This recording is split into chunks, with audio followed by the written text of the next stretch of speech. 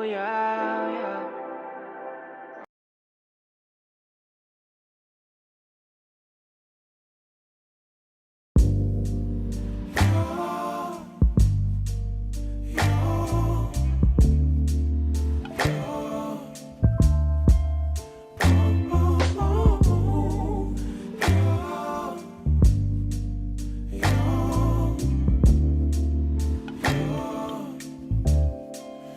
It's not my fault. You've been lying, saying that I took away your peace. Drowning by yourself, now you wanna blame me. Like you have no options. I ain't take your options. Nah, I'm not the problem. Man, that's on you, yeah. You've been terrorizing me, yeah, I'm always wrong. I knew you lost your mind when you dropped that bomb. Girl, are you crazy? Yeah, you must be crazy. I've been thinking lately it's you. You stole your peace, put it on me. Baby, it's you. Lying like a rat, but take your stuff back. Baby, it's you.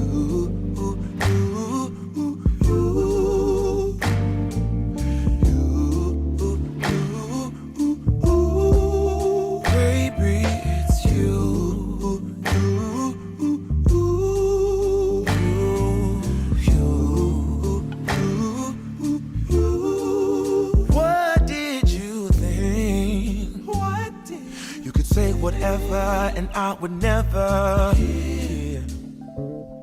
You've been flexing everywhere. Girl, look in the mirror. Man, you so dirty. Yeah, you look so dirty. You were never worthy. Lately, it's you. You stole your peace, put it on me. But baby, it's you. Lying like a rat, but take your stuff back. Baby, it's you.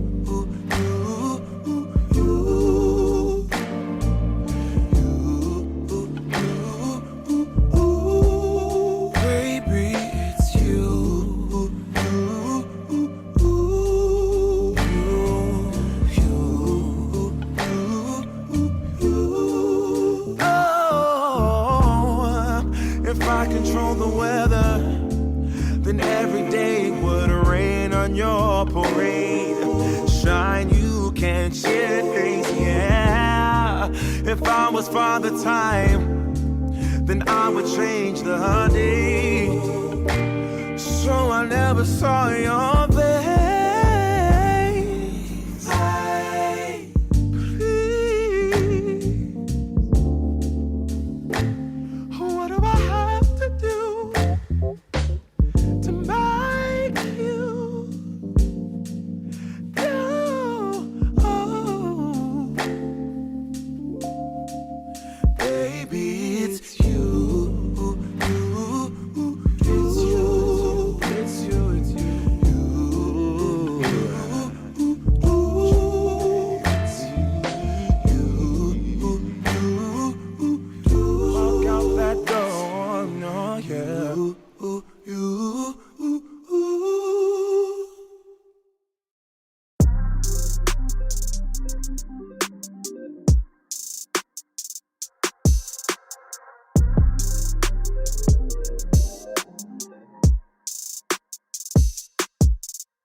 Time's been moving slowly, so we already in too deep.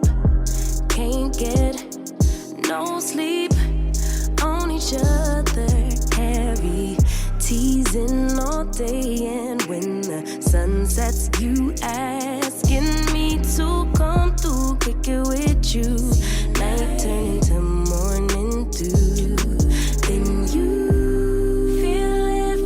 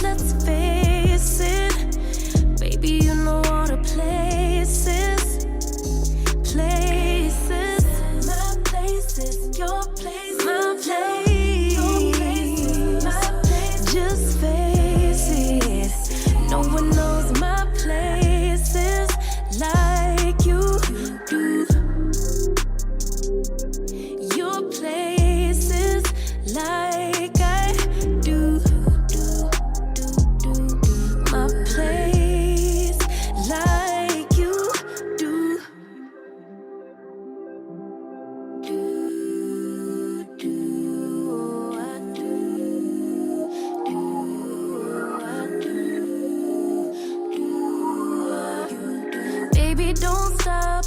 Got the key to the lock, we in our own zone. Make yourself at home, get to know mine on the inside. Can meet at yours next time. And you feel it fresh and lose control. You don't wanna go slow, for sure. We both already know your place is my place. Now my place is your place. Let's face it, baby. You know all the places. My place is your place. Your place is my place. Just face it. No one knows my places like you do. Your places like I do. My place like you do.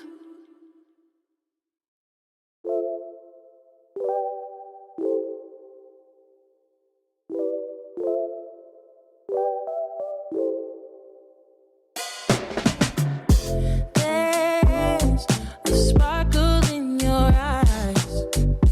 I feel the warmth of your skin.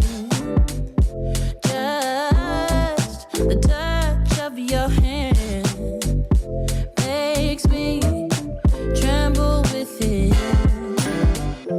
Love the smell of your hair, lying here in my bed.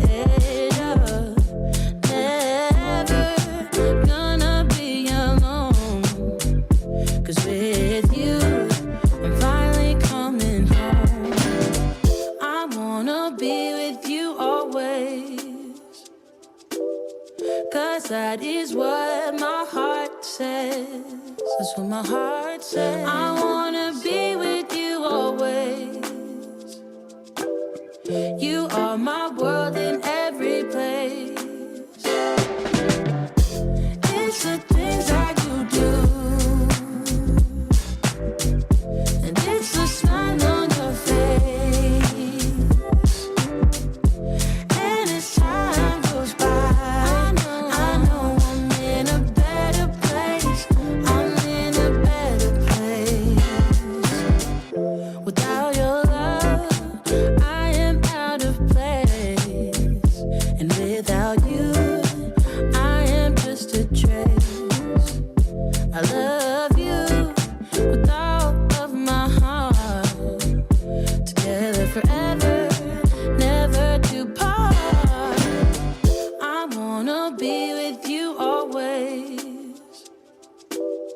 'cause that is what my heart says. That's what my heart says. I wanna be with you always. Always, yeah. You are my world in every place. Oh, it's the things that you do. It's the things you do, baby. And it's the smile on your face. Smile on your face. And as time goes by, I know I'm in a better place. I'm in a better place. It's the things that you do. The things that you do. And it's the smile on your face. The smile on your face. And as time goes by, I know I'm in a better place. I'm in a better place.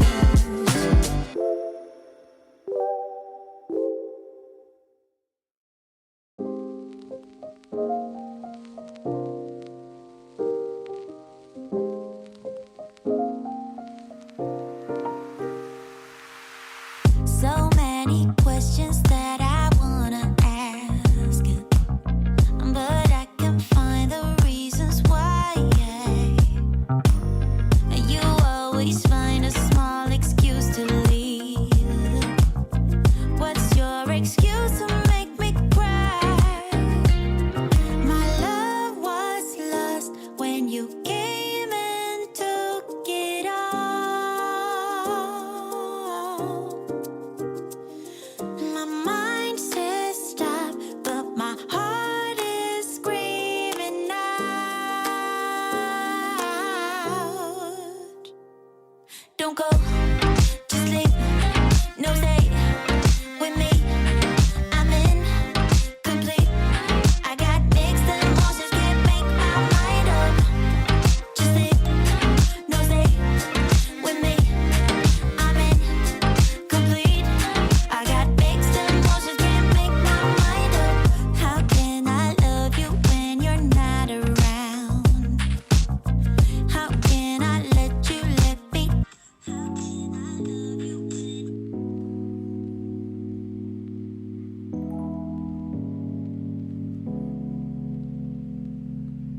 Yo. Working overtime like crazy, just to show you how I really feel. What up, y'all? What up, she? Haven't had a single day off duty. That's right, WT Funk. Just to show you that my love is real. Shout out to MTR. MTR, that's mediocre tutorials and reviews. That's a guy. That's a good guy, man. Shout out to MTR. He's a good guy. He's a little sick right now, but we know he's gonna pull through. We know he's gonna pull through. We want to send love. Everybody send love to mediocre tutorials and reviews. Make sure you subscribe to his channel. What up, Dana? Hey, love. It's good to see you here. It's good to see you, Dana.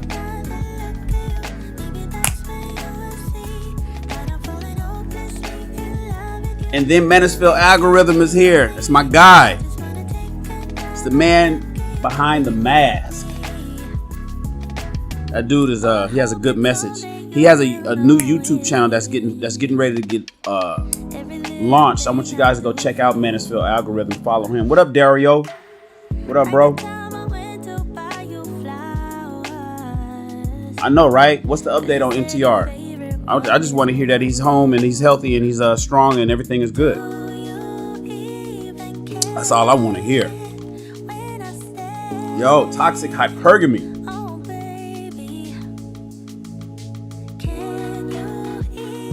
You addicted to the shows, Dana?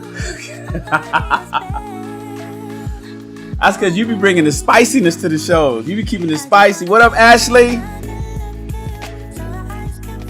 What up, Ashley? Benet. Did I say it right? Benet.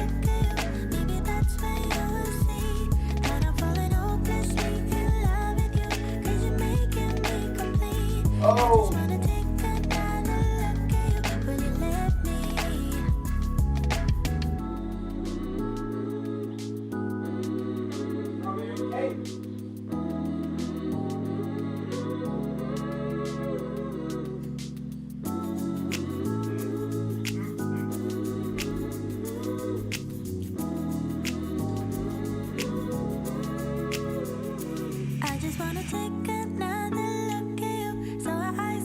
Toxic hypergamy. Is there such a thing? You know I created that, right? I made it up today. If you ever hear it anywhere else, you know you heard it here first.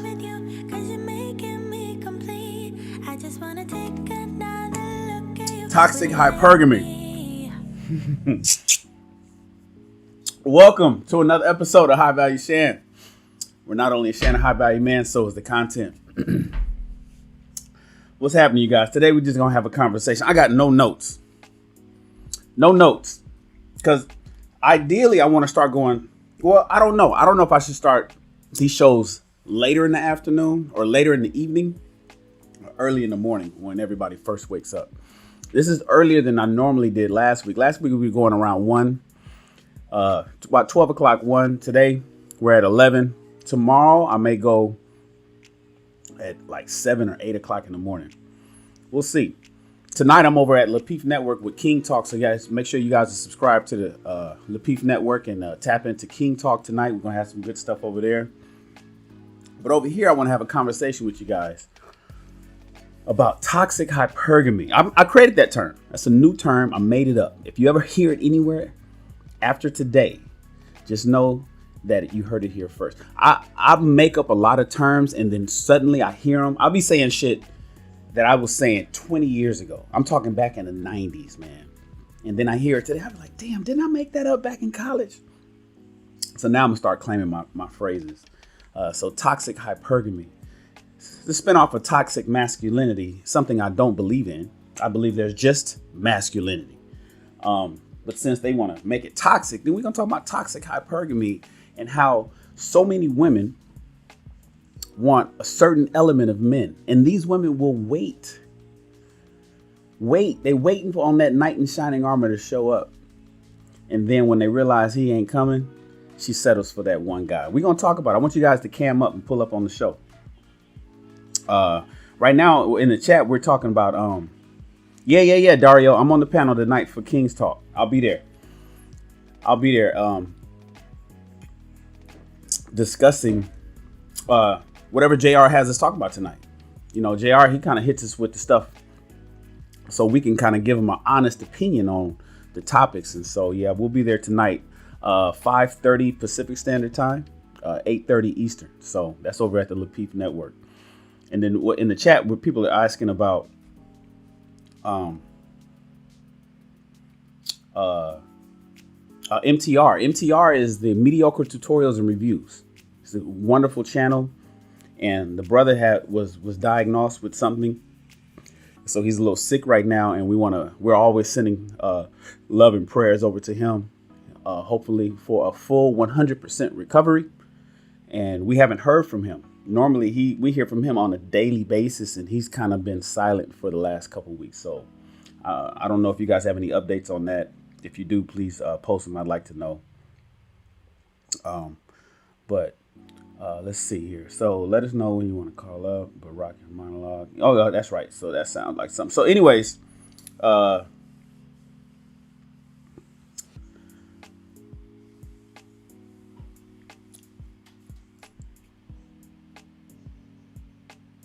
okay, cool. He's resting. Okay, cool. Oh, Joel. What up, Joel? That's my guy. What up, Joel? He's resting. And the latest he heard from his side. Okay, cool. So if anybody could send my love out to him, anybody that knows MTR personally, let him know that Shan said what's up and that we're looking forward to him coming back and dropping some more game. But today we're talking about toxic hypergamy. I don't really have a monologue like I normally do, but I do want to talk about women who seem to skip past their entire 20s chasing after the bad guy, chasing after the guy that they know they have no business chasing after. And then when it's too late, you know, when women get into their 30s, when they get into their 40s, suddenly they're not after that bad guy anymore. Now, here's the thing. They always still want them, but they're skipping past when they're young, they skip past the average guy. When they get older, you know, they tend to drop their requirements a little bit. They tend to say that the things that they required before is not so important anymore. But then they're looking to older men or people their age, who's naturally older, to select them in the dating marketplace. And what's happening is guys are, now that they've gotten into their stride, now that they've gotten a little older, make a little bit of money, they're not checking for those women anymore. They're not looking for the older women who by and large has children, a lot of miles on that body count up, giving all their youth away.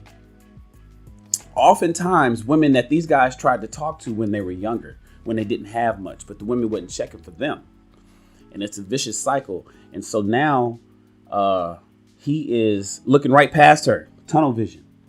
And these women don't understand why. I explained this before. So here in Los Angeles, I used to be a film producer in Hollywood. You can Google my name, or you can go to IMDb and look at some of my filmography, check out my credits there. But I remember at Sony Picture Studios in Culver City, there was a situation a friend of mine was talking to me about. She was a woman. She was like, Shan, I don't understand why the guys on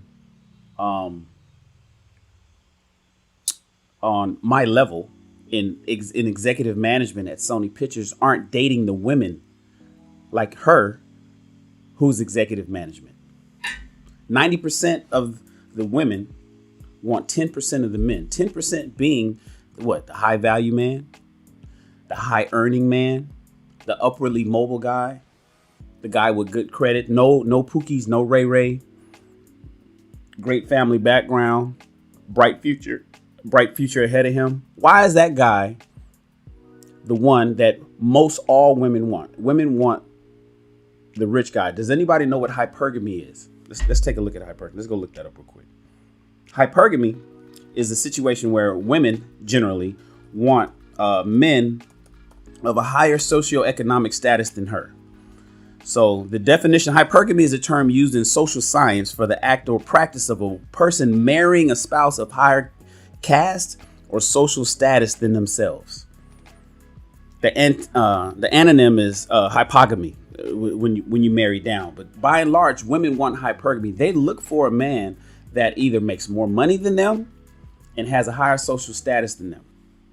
And so when you get the women who end up making more money, you get a woman that's doing $50,000, $60,000, $70,000, $80,000 a year. You ask them, can you date a guy that's average? Would you marry a guy that's average? Would you deal with somebody who's making less money than you? I've yet to meet a woman, me personally, and I talk to a lot of people, I've yet to meet a woman who said that she would prefer to date somebody who makes less money than her. I've yet to meet a single woman who said that she would prefer to meet somebody or date somebody that makes less money than her. I've met some people who, some of them say that they'll accept a guy, but only under the condition that he must eventually do better. He must eventually do better. He must eventually make more money. And they say that like as if women could somehow get to the point or get their man to the point that she could build him up. You know, oftentimes you get women who think that they want to build a bear. They get a guy with potential or they see something in somebody and they think that they can do something to build him up, make him do better. Remember the movie, what was it with when she burned all of my man's clothes in the BMW? Hit me in the chat. It wasn't Boomerang. It wasn't What's Love Got to Do with It. It was God dog it. What's the name of that movie, man? Let me check. I can't think of the name of the movie. But the point is, she married the guy. She said that she was his secretary for Waiting to Exhale. Thank you, BL. Thank you, Lavelle. Thank you, Dana. Waiting to Exhale. So everybody tap into Waiting to Exhale. Go watch that movie one more time. In the movie Waiting to Exhale, it was a situation where she married a man, was his secretary. That's that song that Mary J. Blige sang. Was a hit, you know, built him up. And then as soon as he got up, he bounced out. So that's a fear for a lot of women. But when you ask them, that's still something that they're willing to take a chance on. But they won't take a chance. They won't take a chance on a guy who's doing less than them. They'll do a guy who's doing equal to them or more. So in the Waiting to Exhale example, the way that was played out before he built his business and whatnot and ran off with the white chick, she was probably there during college when they were both broke, didn't have nothing. And then they got together, built it. She poured into him. He grew. And then he ended up screwing his secretary and left his wife. Right. She came out on top in the divorce or whatever. But the point is, she built him up. But let's talk about women who are quote unquote boss chicks these days. Let's talk about the women who are doing things, who's making a lot of money these days. Are they willing to date down? No. 90% of these women want 10% of the men. They want the 10% of the men who are making over $120,000 a year, and the opportunity to potentially make more. They will give a guy a chance if he's around them, and they're certainly not interested in somebody who's dating less than them, but they'll give him an opportunity in the event that he does better. In the event that he does better. And so, hold on one second. Let me go see. What did I write?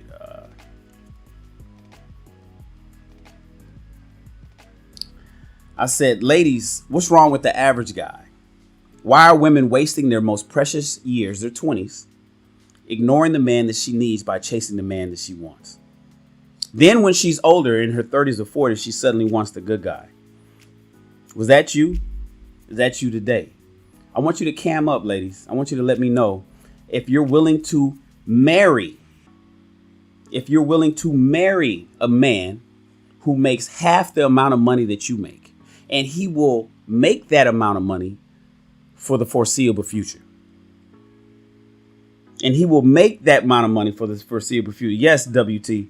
That was the funniest sex scene ever. When he was barking in the DMX. You got to watch that movie. You got to check that movie out. Waiting to Exhale. Dana said people should date in their income bracket. What do you mean by that, Dana? People should date in their income bracket. So you believe that women who are making only $40,000 should only date men who are making around the same? Do you believe that women who is doing $75,000 a year should be dating men who makes about $75,000 a year? She shouldn't be looking towards dating anybody better than that. You know, yeah. Yes, Maya. Damn, only 10% make more. I need to start throwing these up on the screen. Boom. Only 10% of people make over $100,000. Yes, in America.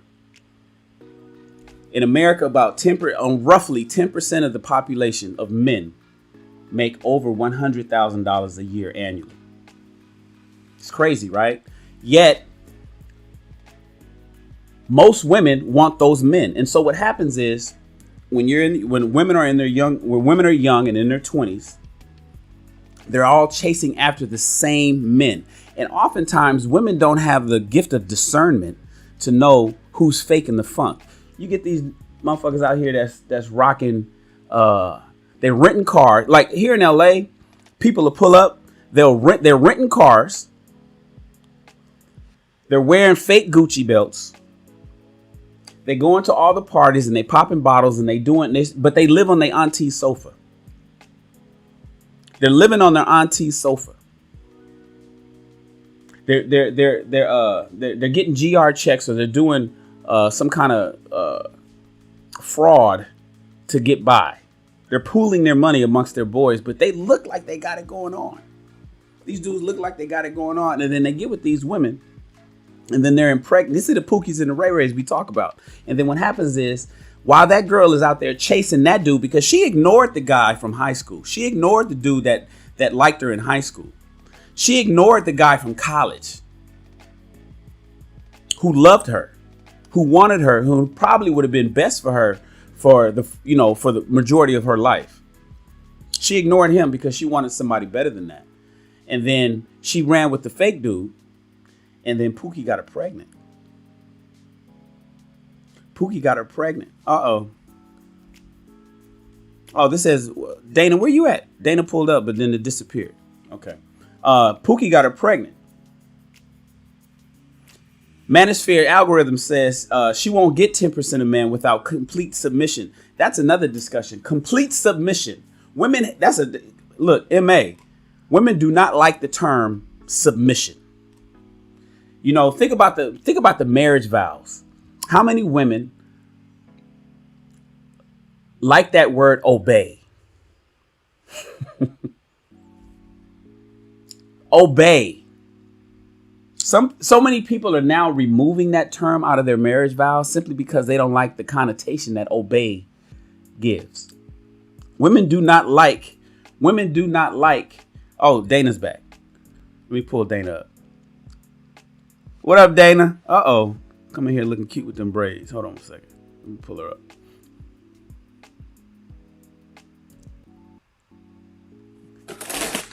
Hey, you. Can you hear me? You can hear me? Loud and clear.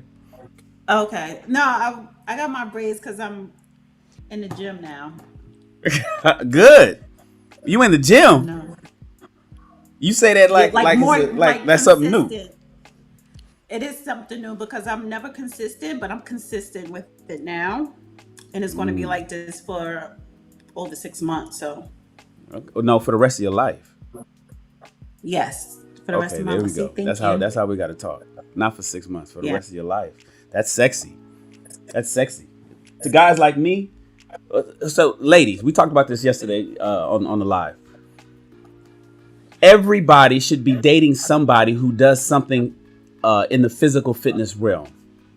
You don't have to have a gym membership. I suggest you have a gym membership, but you can be doing yoga. You could be running in your neighborhood. You may have went out and purchased a brand new bike, and you bike instead of jumping in your car to run around the corner to Starbucks. Walk, get on your bicycle and exert some energy. And when I hear things like Dana, she's like, yo, I got my hair. She braided her hair up and now she's about to start hitting the gym for the rest of her life. That's sexy to men. We like to hear that kind of stuff, especially people who take physical fitness seriously. But Dana, you were saying that people should date within their tax bracket. So are you suggesting that men and women both alike should date within their tax bracket, or are you suggesting that it's okay for women to date up and men should date equivalent to who he can afford? So this is the thing. So in general, I stand by that statement, and because that's what people tend to do without us intentionally doing it. Because you have to look at it. If you're middle class or poor, or below middle class, let me just say that, you live in a certain neighborhood, you live in a certain community, as opposed to someone who is upper class or wealthy, because even wealthy and upper class can live in two different neighborhoods. So it's like, who are you mingling? Who are your neighbors? What organizations are you a part of? So people tend to automatically date on the income level with their partner. However, it is easier for a woman to date up, and it's more acceptable as far as date up from her income as opposed to a man dating up, right? Okay. So a man making 60, it's not popular or common for him to date someone making 250 and up. And does he feel confident enough to do that, right? He may feel, I make 60, I want a woman that makes the same amount or less, it doesn't matter. To whereas a woman, I make 40, but I want a man making 250 and up. And a lot of times she could do that. That's more acceptable in society. But overall, in general, people tend to date in their income bracket. That's true. Let me get a shout out to Lapeef Network. JR is in the building. I want everybody to subscribe. JR says your content is dope. We support you. Salute to you, Shan. Salute to you, JR. Tonight we're going to be live on the Lapeef Network for King Talk.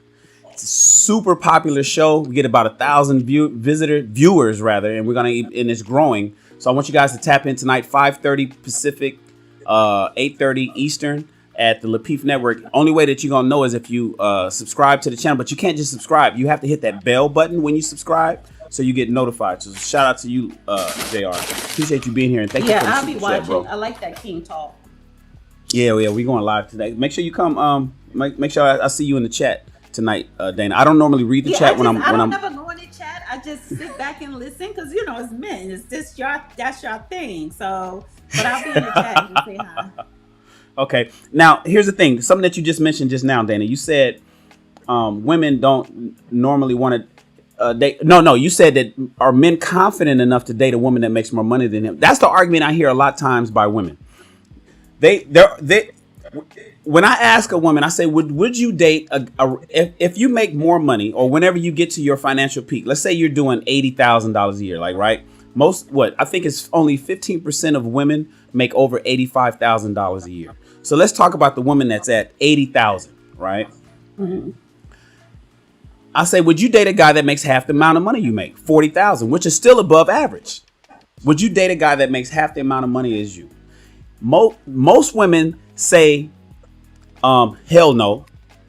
Some women say, yes, I would, only if he has the potential to do better, or he will do better. And if he doesn't do better, I'm out. But some of the women that say that say it's still difficult for them because guys are intimidated, or they intend to run into a problem with their woman making more money than them.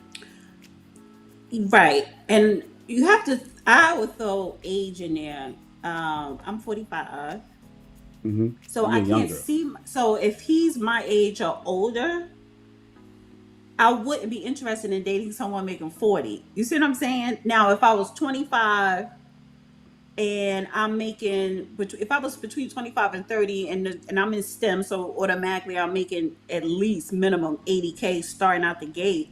And then I meet someone and we're around the same age group and he's not in STEM, he's doing something else, working his way up or whatever, and he makes the 40, that is more, that's different, that's doable. I probably would, right? Because we're still both young, and that's where I would say, yeah, he's moving on up. He's, has potential. He's working on what he wants to do to elevate himself. But at 45 and up, and you making 40K, hell no. Because I'm looking Well, at you so, like, but do you think that even if, okay, so what, so let's go with the younger women who are doing well, right? Because at 45, you're saying at this age, if I'm dating a guy that's in his 40s and he's only making 40K and he's happy with making 40K, okay, that's a whole different conversation too. But but it's a conversation for this topic. So I'm gonna bring it back. I'm gonna circle around back to that for you. Let me ask you this, Dana. The guys that are making less money, have you experienced that they feel intimidated or they feel less than, or maybe, or are women emasculating these guys? I think it's a little of both, because so when I was in my 20s and when me and my son father was together, he always made more than me, but it was a certain point, and this was after our son was born. It was a certain point to where I got a job. That's when I started corporate, and I was making more than him. And he was kind of in transition because he always worked, and I think he must have got laid off or something. And he didn't say anything, but just his behavior started to change to where, I'm not saying that he was jealous, but it was like, I think he was frustrated because I kind of became the breadwinner as far as financial dollar sign, even though I still wasn't paying 80%. But that. Well, was that you flexing bothered on him me. though? See, but here's my question: did it No, bother I him wasn't. because you were making more money, or was you maybe you was flexing and you didn't know it? No, because we Maybe had you was making kids. boss decisions, making head of household decisions, simply because your check was twice his amount, and he No. felt like. See, y'all say Because no. what happened after that? He was bothered by it, and we kind of like drifted apart. He was starting to be a little distant, and then other people started to be a factor in our relationship. And when you're young and you just don't know how to manage things properly. But I didn't flex on him because he was still paying bills or whatever. It's just that instead of us trying to capitalize off of the extra income that I was having, because I had was making more money, and him just like, weighing out until he make his next move, he just became distant. And I think it did bother him because he was already frustrated in his career in the workforce with that alone. Men are frustrated, their money not right.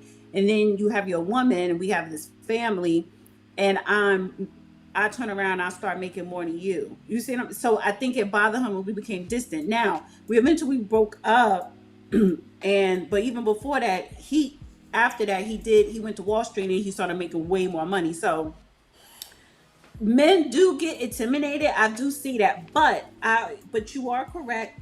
There are some women that flex, saying that, okay, well, I get to make decisions, or I get the final say because I'm bringing in more now, Well, who left or who? equal to you. And who left who? And then and were y'all broke up by the time he made it to Wall Street? He made it to Wall Street, and he was really After. feeling himself, and Oh yeah. that's when we broke up. And and I don't want to get too much Interesting. in these, because it was a lot of shady stuff on his part. Then I started to be shady towards him. So I mean, I'm not trying to dissect our relationship, but just the whole basis around it. When I started making more, he became a little distant because he was already frustrated about the workforce prior to that.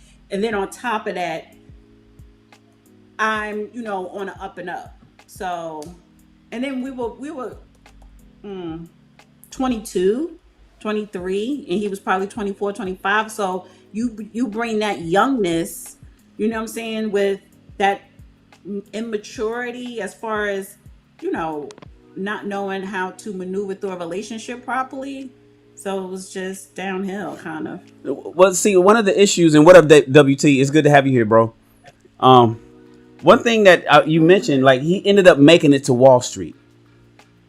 Like he ended up making it to Wall Street. Now, a lot of women always talk about men should provide the space for us to rest in our femininity. And I don't really believe in that. But talking about making the space for somebody to be comfortable. When you were making more money than him, I know that you believe that you weren't emasculating him, and I believe that you weren't.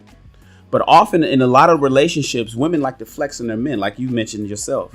And then what happens is he somehow gets into his financial stride, catapults way past her, and then like you said, for him, he was feeling himself. A lot of guys start feeling themselves and be like, yeah, where was you at? Where's you my day? Did you hold me down? And was you there? And all of that. And so now she's out.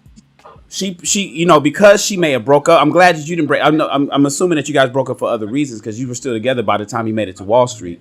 But if he had made it to Wall Street after y'all broke up, I'd have been side eyeing you like, what's up? He made it there, and is there any regrets, or is there any like, damn, I let a good one go? I mean, because we're from the tri-state area. He's from New York. It's $1 million to one hustle. So that's what kind of it was more like, okay, because after I had my son, so I was like home and he was working and he was the one paying all the bills and stuff like that. And but at the same time, I wanted to work eventually.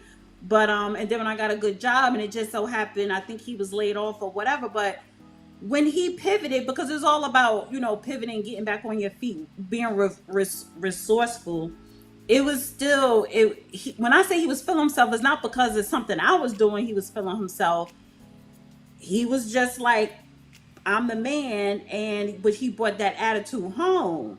And it just got messy because I know this nigga was sleeping with somebody in HR because when we broke up, he started being stingy with the money as far as providing for the baby. And then we end up in child support court. And then I don't know what paper. Yeah, but who left who, Dana? Dana, who left who? It was, I would say it was Why you double talking? Yeah, you left him.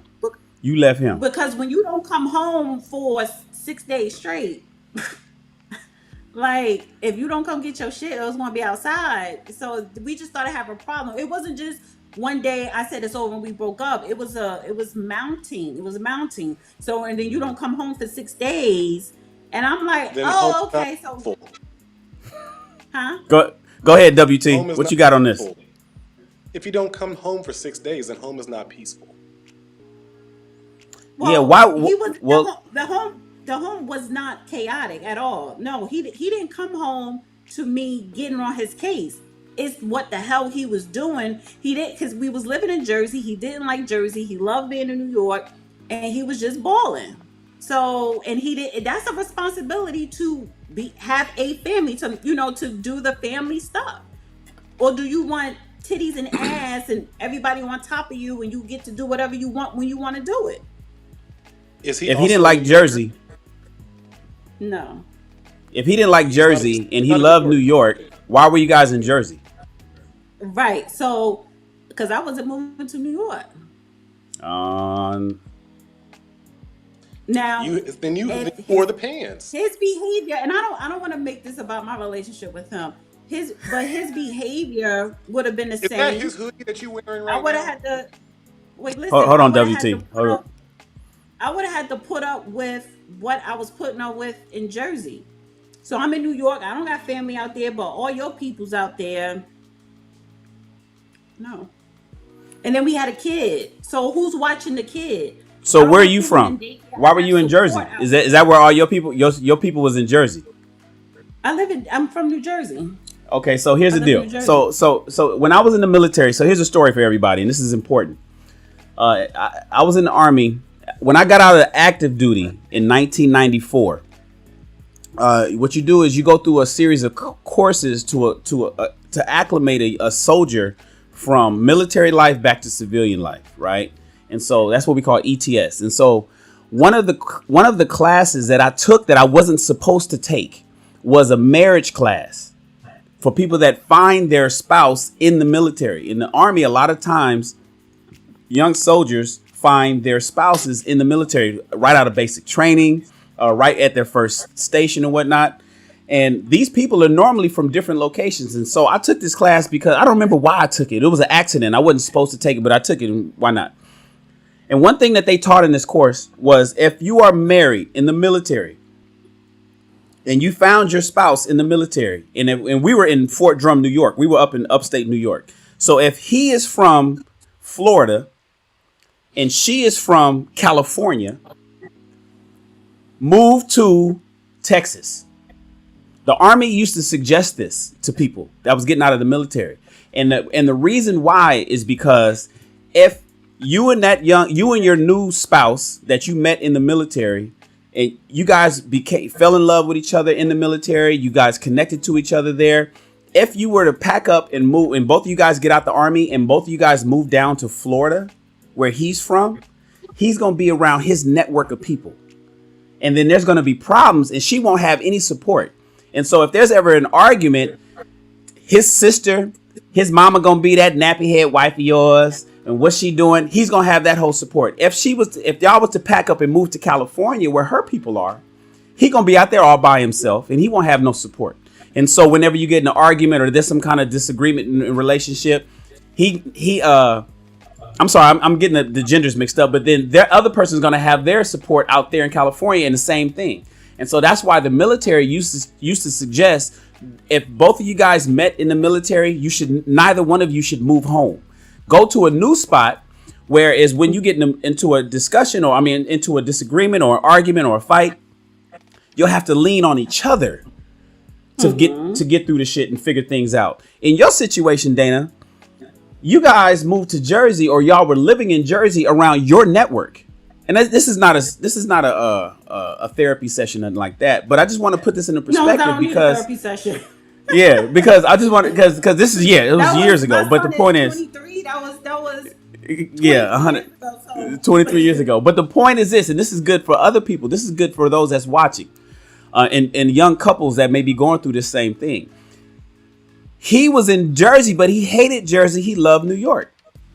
You were in Jersey, but you wasn't moving to New York under no circumstances. You was like, no. And the reason why is because you had your stipulations. There were stipulations. But you also mentioned that you had your support system in New Jersey with you. Right, and we had a child. So, and that's what I mean by support system. Because of the fact is that if the child could, if I'm not putting him in a daycare with strangers or with other kids to where I had a family member watching him, which is more accessible because if I work late or he work late or whatever. So it was that type of support to where if we do go to New York, then we don't have that support. I mean, that support helped him. Well, why not? His people was in New York. Was not. No, there was nobody there to watch the child when we are working.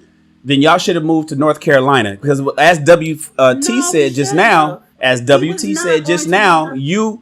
comes off as if you're wearing the pants. That comes off as if you're in the boss of the relation, and you were making more money than him at the same time. Let me educate you, or let me enlighten you on the situation. He was not moving to North Carolina, tri-state area, and a tri-state area of New Jersey. We live in a tri-state area, so New York is 15 minutes. If you go to Queens is 40 minutes. With no traffic, depending on what part. So we were still in the city area. So it wasn't like he hated Jersey. He just preferred to be in Queens around his boys. Mm-hmm. That's what it was, more so for leisure. So no, North Carolina or the other states, that wasn't our situation. And I appreciate, it made sense what you were saying, but you're saying the military, if you're getting married, okay, we were not married. And in the military, that is totally different type of mindset. But the South, the South was just out the question because there's too much money in New York. So he still could make his money or whatever. So it wasn't, that was one of the issues that, we kind of had with each other. But that wasn't why we broke up. And again, if I would have moved to Queens, the relationship would have still ended how it ended, why it ended, when it ended. Well, you're assuming it would have. You don't know. It was something more bigger than, I don't like Jersey. So I know I got it. I'm sure it was a death by 1,000 cuts. There's a lot of different reasons, but I'm just saying, based on what you mentioned, it sounds like you had a lot of say so. You're making more money. Your family's there, and you didn't like New York. And so I'm looking at it from a man's standpoint. It's like, well, shit, what decisions do I have to make? Where am I? You guys weren't married, but it's like in New Jersey. My son was already born, and we were already living in New Jersey before I even started making more money. Like he made more until whatever happened, and before he went to Wall Street. But before that, when he was Dana, making what would more, you suggest? What would you suggest to people more, today? We were already living in New Jersey. No, I got you. Was it your guys' You guys were there. together? You keep saying my son. Was it your son with him, or was it a different? Was he like the stepfather? No, that was his son. We had a child together. Okay, because you keep saying my son. Okay, got you. All right. Okay. Would you prefer if I said our son? It makes more sense. Would that make you feel more comfortable? I'm just. What? I'm just. It's more real. Something. I'm just. But I'm pointing out something that you're. All right. Don't read too much into it, because you won't hurt your head. Stop. So Dana, what would you suggest? What would you suggest these days? What would you suggest these days? Because if you can do it all over again, and thinking about how things went, I'm assuming you love the guy. Why don't you guys get married? And then let me ask you this: what would you suggest to young women today doing the same thing? Would you suggest that she stays around her family unit because daycare is expensive and it's easier to have auntie watch or grandma watch the baby while everybody you go to work? I'm not going to say this is what you should do. That conversation has to be between you and the mate. Y'all have to come to an agreement on that. What makes sense as far as for the family unit. So it's like, okay, if we need this and we can't get it here, but we need it, where can we get it from? So it is a compromise. And it's like, no, you can't make the decisions and say, well, I make the final decision and that's it. So it is a maturity. No, I got you. Do you believe that she should follow his lead? Or if it don't make sense to her, then don't do it? No, she should follow his lead, but he has to follow through with his lead. So you can't. You never give him a chance to follow through with his lead. You can't alter and do something different. If y'all decided on something and you're following his lead, you can't sit up here and then flip the script and go completely off course. Got it. You micromanaged this a lot. Manage what? I said you micromanaged it a lot to the point that a lot of times men, I didn't when they have a woman micromanage that's anything. micromanaging the relationship. About my relationship with him. I'm really broad stroking it. You don't think you micromanage the relationship? Wait a minute, slow down, because I don't know you and you don't know me. I'm not so don't speaking sit up fast. here Yes, and I'm try not to coming pick for you. like you know All I what you're said is that you talking about. micromanage Because the you don't. relationship. No, that's not micromanaging. Okay. How would I micromanaging something when we both agreed on something and that was his lead? It's just that he didn't follow through with it, and it was other factors that I'm Do you not want me to going answer to that talk question, about or you want to because go ahead it's and continue? nobody's business. You came I up will here answer that to question talk already. about Okay, you me, go ahead. or did You're come right. up here Go ahead. to talk about the topic? All right. So Go ahead. hold on, Dana. So when you WT, when you say, I'm assuming that you're thinking that she micromanaged the relationship based on the points that she laid out to us, even though she didn't give us all the points. Right, to her point, she didn't lay it all out. But what are you getting from? What do you get? What? Hold on, Dana, hold on. WT. So what are you? What? That's why we broke up. No, So Dana. I know. Dana. Why are you getting upset? Dana, hold on. WT. What are you getting out of it? Because what you're getting out of this, a lot of men can be getting out of other relationships. A lot of times, and when we get on these panels and we jump on live, we speak about our personal situations, but these situations are good for a lot of people who don't even have the strength to come on live and talk about them. So what did you get out of what she said, WT, that gave you the impression that she was micromanaging? So maybe other people who are micromanaging and don't know it can hear this shit. I bartended in New York. I've been a bartender all my life. I recognized the energy, and when she was kind of putting down, she had everything labeled on why things did work and didn't work. The way that she was speaking was pretty much the same way that she was probably speaking to her ex at the time, which is she has all these points to the point that a lot of men, like in the Eddie Murphy Raw thing, just say, okay, because you just wouldn't submit to maybe his idea. And many times when men have ideas for what they truly want to do, they get talked out or micromanaged out of their own ideas and dreams in their path because the woman has very talkative and fast speaking energy. Makes him just say, you know what, fuck it, I'll just try to be happy. You try to be happy. No, that wasn't the case. Got it. Okay. He was not a beta. He was strictly alpha. Then why didn't you follow him if he was alpha? Who said I didn't? You did. You didn't listen. He wanted to go to New York. No, I did not. Y'all not listening. I said we agreed. He went left. If We he's an agreed. alpha, We agreed. So when you say he agreed, agreed. you're saying he agreed to stay in Jersey, right? And that you guys are going to do everything in Jersey. That was one of the things, yes. But overall, that's the exactly what I just agreement said. You was micromanaged his him to end up just leadership. agreeing with you. Listen. Let me finish because you're not listening. The agreement overall was his I leadership. listened a whole lot to you. So if we agreed on your leadership and you going off course, and then I also said it was other factors. That's none of your or anybody else's business. But the Right. bottom line is we agreed on his leadership. Got What it. was his Now- leadership? And so one of the things was that you guys agreed to stay in Jersey, but you found out that his ass was always going across the bridge to New York. Even though you were supposed to have a family and we supposed to do everything and build and break ground and start the foundation here in Jersey, even though it's around all your people, this is where we agreed. And he said, okay with that. He found himself always in New York, liking New York and whatnot, to the point that he ended up not coming home for a full week. Assuming he was in New York and probably running around with some chick. That right there, along with the other things, broke the camel's back. What was, if he's an alpha that he is, what was his excuse for being gone for 6 weeks?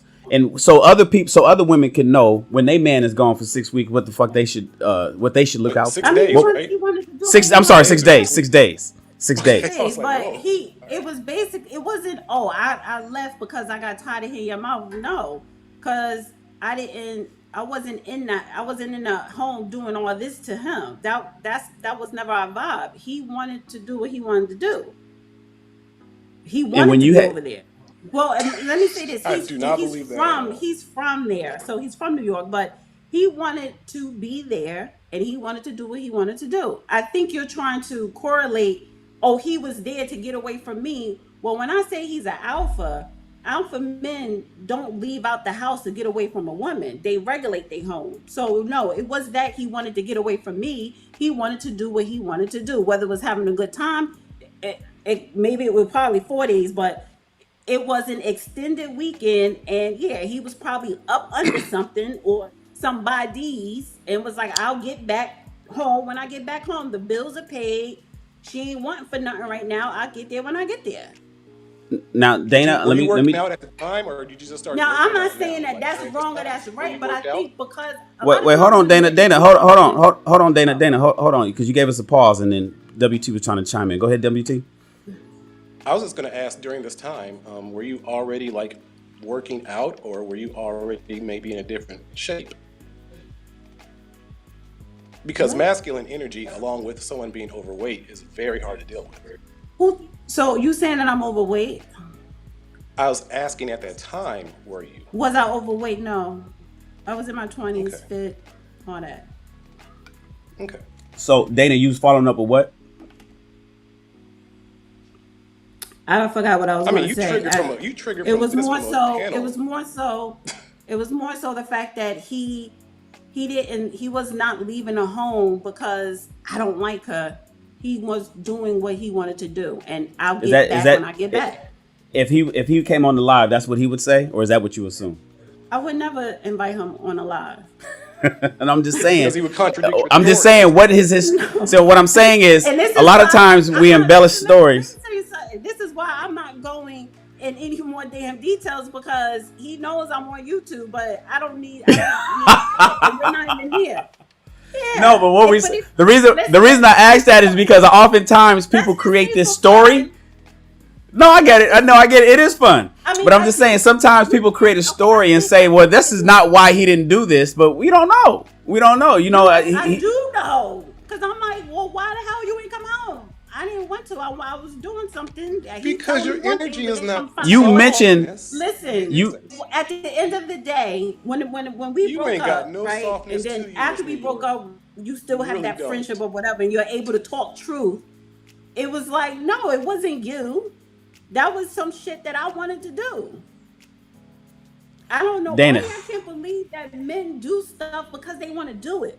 Because we men. Because the women drove them to do it.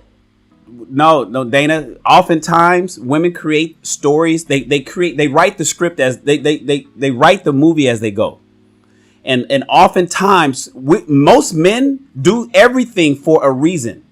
We are very calculated. Yes, 1 + 1 = 2. Yes, everybody do everything for a reason. Everybody does, not just men. Everybody does. But You I did think not you're make trying your to- nest First of all, let me say, peaceful I'm for him to 45, go to be honey. home. I don't have to write no script. It is what it is. I don't never say it was all him. I did shit too. Me and him, it wasn't, oh, we broke up because of him. See, I could own up mistakes. This is life. We all make mistakes. Dana, that's not what you said earlier. Dana, you said you made it seem like he was the only thing right. And Dana, you made it seem. Dana, listen to me. You got to listen.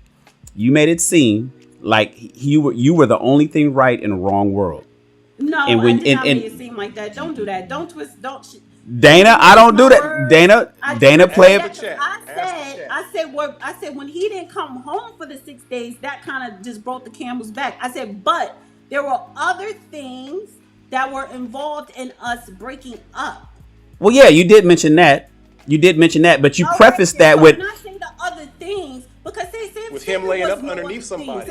You said these other things didn't have anything pointing up back at you. And then I can't even hear you that well because your mic. 1 second, WT. There's not been one point of accountability towards you. Listen, because your mic is low, so put on a headpiece or something. I can't hear you when you're trying to talk. I'm sure he hears me fine because you definitely ain't listening no way. No, I can hear you now when I'm not talking, but I was talking and you're trying to interject and your mic is low. Now you phone up. I'm trying to double dutch. You ain't leaving much room to jump in. Because you're not really saying anything because you're trying to come up with a conclusion about what I was doing in my relationship for over 20 years ago with my child's father. So and other you don't people know can nothing learn about from it. it. That's what this is So supposed I'm to not be. trying to Hear a create story, a script and the like people Shannon is who are trying to watching say, can learn from this your is story. not a movie. So you It was a lot of shit that went down between me and him before and my as son I'm was analyzing even your story, born. it seems like It was you are a not all typical his New York fault. modern woman. It was not all his fault, honey. It was not. I said it was We other using hands now? factors, Really? and I'm not going to go in details because it's none of your business. No, and that's fine, Dana. Then why cam up and try to bring it up and you threw him under the bus. You didn't say that he was a cheater. You didn't say under that the bus. I said he didn't come home for 6 days, and that was broke the camel's back. That's the story. Dana, so you also said he was laid up underneath other people. You said that he was doing hanging with a his whole boys. He's what? So, but Dana, so hear me out. So Dana, hear me out. So Dana, you talk. Dana, listen. You need to. Don't try to Dana, come at me like that because you're not going to win that. Dana, you're talking. You're not having a conversation, Dana. That's why your man was gone for 6 days. Why are you focused on why me and my son's father broke up? Dana, it's a public platform. I'm focusing on. We're not. Dana, we're not. Dana, you're talking. Dana, you keep talking. Dana, you keep talking. You're not having a conversation, and we're just friends. We're just friends, and I'm showing you how you, even in a conversation with friends, you won't be quiet. There you go, getting ready to talk over me again. There you go, you're still talking. Your vocal cords are still being in use, and they shouldn't be. You should be doing nothing but listening because somebody else is talking right now. But you have an issue with that, Dana. And no one can get a word in edgewise. When he said you're playing double dutch, there's no room to get in, and then you say, well, it's because he's not saying that, but you don't give him anybody opportunity to say anything. There's no dialogue. No, he's not asking you questions, Dana. He's assuming. He had asked me a question to assuming something. And I'm looking at him like, dog, you don't know my situation. Stop assuming. Dana, you've repeated that. You're so angry about assuming. What is that? You guys are always. Don't you assume nothing? You Go ahead, black women talk. hate. I can't. So Dana, listen. When we said, now you saying right now that the relationship, it wasn't all him, it was y'all, and that's more to the relationship breaking up than you gonna mention on this because it's none of our damn business. Totally understood. But the little bit that you did give is that he's out there with other women. He's been gone for 6 days. When he finally started making money, he was in his feelings. You let it know all the shit that he done did. And okay, no. I'm just telling you what you did. I didn't hear nothing about you. You made it seem like you were innocent, and then you at the end you say, okay, after we hear all of this stuff. See, Dana, why are you talking now? Dana, why are you talking? Why are you talking? Dana, but I'm not done yet. It doesn't matter. I'm not done yet. Dana, I'm not done yet. Dana, I'm not done yet. I'm still talking, and yet you still interjecting. So how can we have a conversation? Do you understand how that works? It doesn't matter if you feel like saying something. You be quiet until I'm done, like we're doing for you. That's how that works. I don't want to hit the mute button and do all that corny shit. I avoid all of that. But we got to have a conversation. So if you hear something that you don't like, take note of it and then bring it up when it's your opportunity. Now, I'm simply saying everything that you were given, because I like these examples, even though they're a lot of times they're personal. I like them being presented, in a space like a YouTube channel, because it allows other people to work on their relationships. The reason why I bring up army shit, or I bring up me and my ex and all that, is not to let everybody in my life and to dissect my life, but to say, hey man, this is what I did. If you think that's if it sounds kind of similar to what's going on with your life, and I don't even know you, then you may want to avoid this. You may want to avoid that. And oftentimes, for men especially, even if we're going to dog out somebody else, we mix in a little bit of accountability in there. And what WT is trying to say is, when we first start giving examples and not getting deep into your relationship, because there's still a lot more that we don't know about, and we'll never know it about, because that's between you and him. But if everything we hear is about him and we hear nothing about you, and then at the end of it you say, and then there's other things, that leads to us believing that everything else, all the other things, is all him, and that you are the only thing right in the wrong world. I want you to play it back and you'll see that. Now, later on when you say, okay, yeah, but some of it is mine, it's only after we're pressing you. It's not that you freely say that kind of stuff. And I get it. Nobody wants to be accountable. Nobody wants to say, yeah, man, my hands are dirty too. But if you were to express that in a conversation, it makes it more palatable. And that's why he says things like, damn, you seem like you're micromanaging. Damn, why is it like this? And damn, why are you like that? It's based on how you're coming off in the way that you're expressing your story to us. That's all it is, Dana.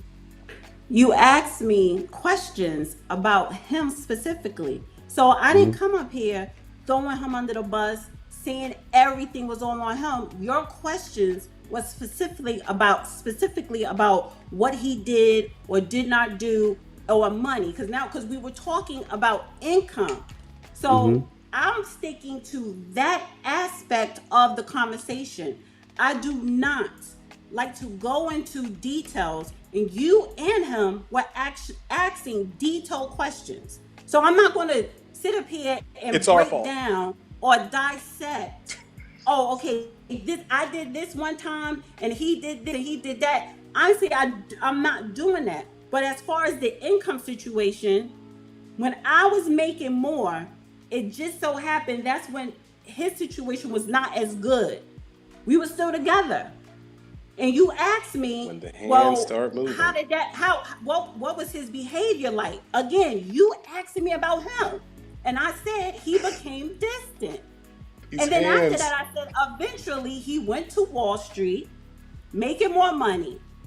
And then, we broke up not too long after that. But it wasn't because, I'm making more money, F you. Or it wasn't because I was making money and I wanted to be the boss. It was other factors that played a part.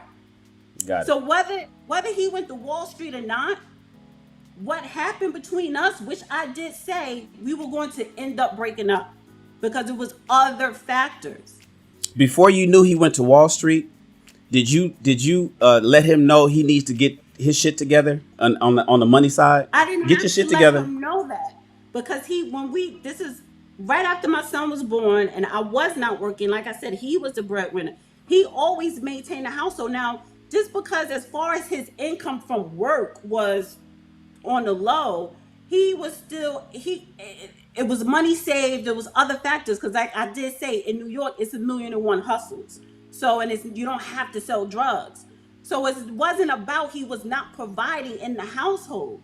It was the fact that I'm in an economic situation and I need to figure out how to elevate myself, whether me and the kid is there or not. That's just how men think. And I did mention that in the beginning as well.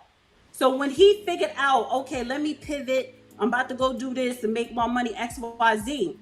You still have to deal with the relationship. The relationship dynamic was still going through its changes and its issues. Were you one of the reasons? Sure Were you one of the reasons of his Wall Street Words, success? The way you use your hands, it's Of his what? ridiculous. You are a hurricane of energy. And that's why he was gone for 6 dog, days. it don't matter. There You is don't no like my peace energy. It's okay. with- It does not even matter. as That you has speak nothing with to your do with hands, why me and sister. my No, I got you. son are That- so that- WT though, WT, WT, you being presumptuous, WT, let's keep it real. I'm gonna keep it. You being a little Hand- presumptuous. hand moving, that's No, I'm saying no. Ooh, Listen, WT, that. WT. So the presumptuous side is saying that that's the reason why he left. We don't know. Yeah, and it's like That's so it. immature thinking. So that's the only side. Now, does that work today? Is that working for us today? No, it ain't working for us today. Is it working? Can we assume? I've been on your panel 3 Live. times, and I always use my hands. You just coming up, dog. So you trying to do something. Dog, You trying to poke how the bear. feminine are you? Maybe for me You're to cuss calling you me out or dog, whatever, you and I'm called not your in, man I'm a not in this nigga, space to do you that. called So your what baby- was your you question, referred to Shannon? your It was children, a your question son before as you my was saying that with child. the hands. Where is your femininity? Because you're not making. You just talking. You just talking Anyone right that's now. feminine is already resting in their femininity peacefully. Okay, resting in navel. What do you know about femininity, sir? What you know? I know it's not you. Okay, thank you. Now that we have that clear, Shannon, what was Yes. your question before he came in with the hands comment? My question was, Dana, do you believe that his success in Wall Street, to some degree, was attributed to you pouring into him, or did he do that all by himself? No, he's me pouring into him like motivating him or whatever. Motivation. Yeah, I mean, he always know I always support him. Would he have done it That's without why- you? Would he have done it without you? Yeah, he would have done it without me. He would have done it without me. That's why it wasn't. That's why when I started working and when his income was low, my energy to him wasn't like, oh, you ain't nothing, because he knew that I was always supporting him. So he always had, especially then. So when he's in Wall Street, you're not going to. I was the cheerleader before Wall Street. So that was never an issue between us. So that's what I'm saying. Like I would say when it comes to the income inequality between men and women, when I was on an up and up and he wasn't, he didn't say anything, but he was becoming a little distant. And that was because the pressures of I still have to figure out my situation. And then I have a family on top of that. But I wasn't judging him or putting him down or making it seem like, okay, I'm the breadwinner and I'm head of the household. No, he was still very much head of household. Got you. Okay, just curious. Let me give this a shout out to Constructive Consultant for the $9.99 super chat. I appreciate the $10. You did not have to do that, but you did it anyway. And so thank you for supporting the channel, my man. He said one time for brother Shan, he was an alpha. I keep telling brothers drop these antiquated terms like alpha and beta and sigma. The lovely ladies have been winning a long time despite those titles. Shout out to Constructive Consultant for that super chat. We got Joel in the green room. Let me pull up Joel, and then I want to ask WT a question because he has a unique perspective that a lot of people don't have. Hold on one second. Let me pull him up. What up, Joe? Coming in like an I'm in angel. the kitchen cooking right now. How y'all doing? I'm surprised you're not in the truck. Looking for you in the truck. I'm gonna be in there in a few hours. It's just Okay, that's what's usually, up. when y'all normally go live, I'm usually working. Oh, okay, cool.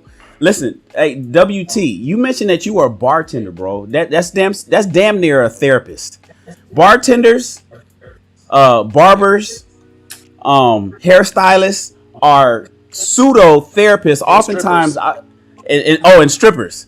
Oftentimes, I tell people, I say they usually know more than most therapists do because they got clients that's coming in every fucking day, whereas the therapist has to schedule it out, and they'd be lucky if they got somebody to pay them. So, WT, let me ask you this. I'm calling it toxic hypergamy.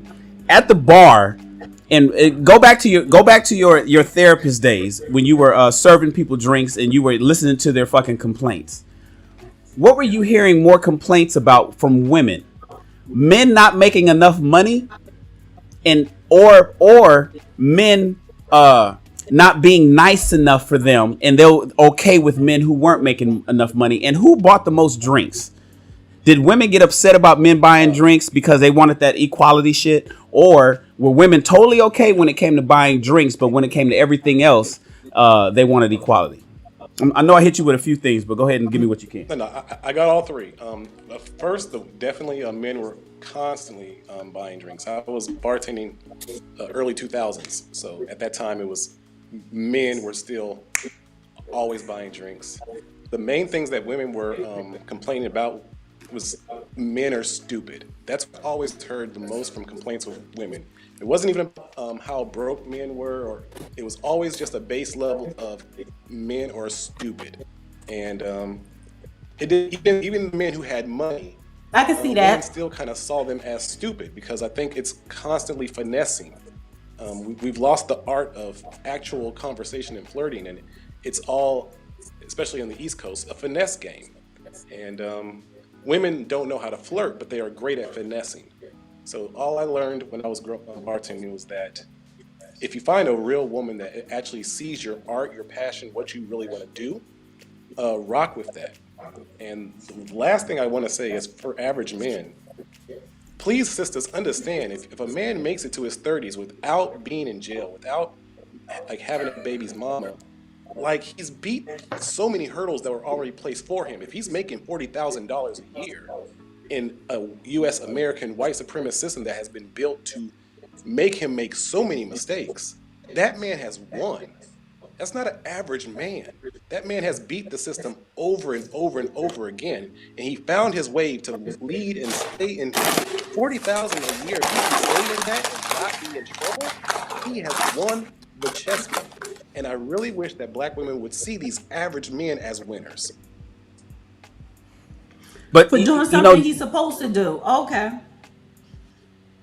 Well, shit. Shit, I said. Yeah, but Dana, based on the context of what he was mentioning, based on the context of what he was mentioning, it's kind of tough to make it that far. And so, because think about the guy in the black community, particularly. Look at all of our young men. With the money phones and getting shot, and everybody want to be a rapper and everybody want to be in the NBA. He's talking about a brother that makes it through without any jail time, no record, decent job, $40,000 a year. Why is he being ignored? I get what you're saying, doing what he's supposed to do, but there's so many of them that's not doing what they're supposed to do. If you just use Instagram as a litmus test, it's like, shit, what the fuck is going on out here in these streets? So I see what you say, being ignored by the women, but the same women, they be fronting too. But the men, whether they make 40 or 60, they front too on social media as if they have more than what they really have. See, everybody's fronting. Do you know what especially aboutisms are? when you have somebody social makes a media point and you go to what about this? You're just not hearing the point.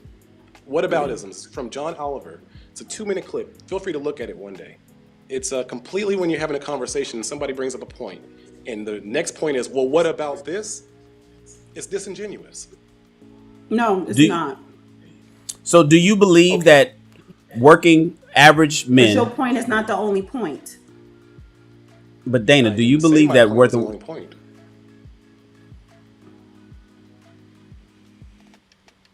Okay. I'm looking at see who's going to go first. She's waiting for me to say something so she can Joel, respond. the middle child gonna go first. No, I'm gonna pull up Joel in a minute. But I'm just saying, to WT's point, he's basically saying if you got a guy that makes it to his 30s and he's squeaky clean, pay attention to him. And and oftentimes these guys are ignored, especially by younger women. And you laughed at the $40,000 man when he asked you if you wanted to be with somebody that was making $40,000. You at this point right now, at your age, are saying, hell no. I'm 45. What the fuck I look like being? And I don't mean to say the F word, sorry. But what I look like being with a man my age or older making 40K when you should be making above 100. Dana, that's the average. No, man.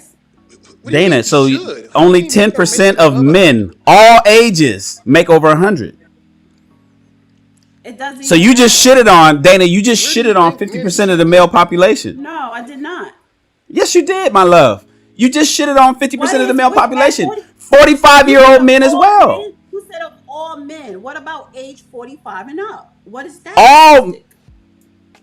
All men meaning all ages. I'm specifically talking about over 45. I would not date a man who is over 45, 45 and up, my age and up, who are making 40K. That lets me know that you did not educate yourself in any type of skill. You did not elevate yourself. You did not save your money. So again, 45 and up, even if you're making 80, 90, but 45 and up, women I do will not care about the man, they care about the money. No, I will not. And that doesn't make me conceited or nothing like that. Something is wrong with you. No, it makes you 45 shallow. Plus, that's all. Making not conceited, 40K just shallow. a year. JL, you there, bro? What up, JL? Hey, what's up, you guys? Honey, we got my guy Manosphere Algorithm in the house. We're gonna get to you, MA, in just a second. I want to hear from JL. What you got on the point, JL?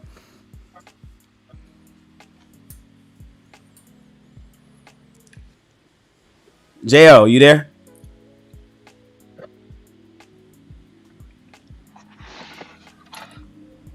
Oh, you talking to me? Yeah, I was asking you. You pulled up to the combo. I want to hear what you had to say on the point. Oh yeah. It got a little off topic for a brief period when she got personal. But the original point that you were trying to dig into was the reason why after he got to a certain level, he left. Or actually, it wasn't even him leaving. Hold on, blah, blah. It wasn't really him leaving. It was her leaving, unfortunately. But the point you were trying to dig into was it wasn't just the money for him. It was also there were some underlying factors that played into why he left. That was the original point I was getting from it. Is that right? Like before everything kind of went down this path. Yeah, that was the point. Oh, that's for me. Okay. Mm-hmm. Is that the question he asked yeah. me?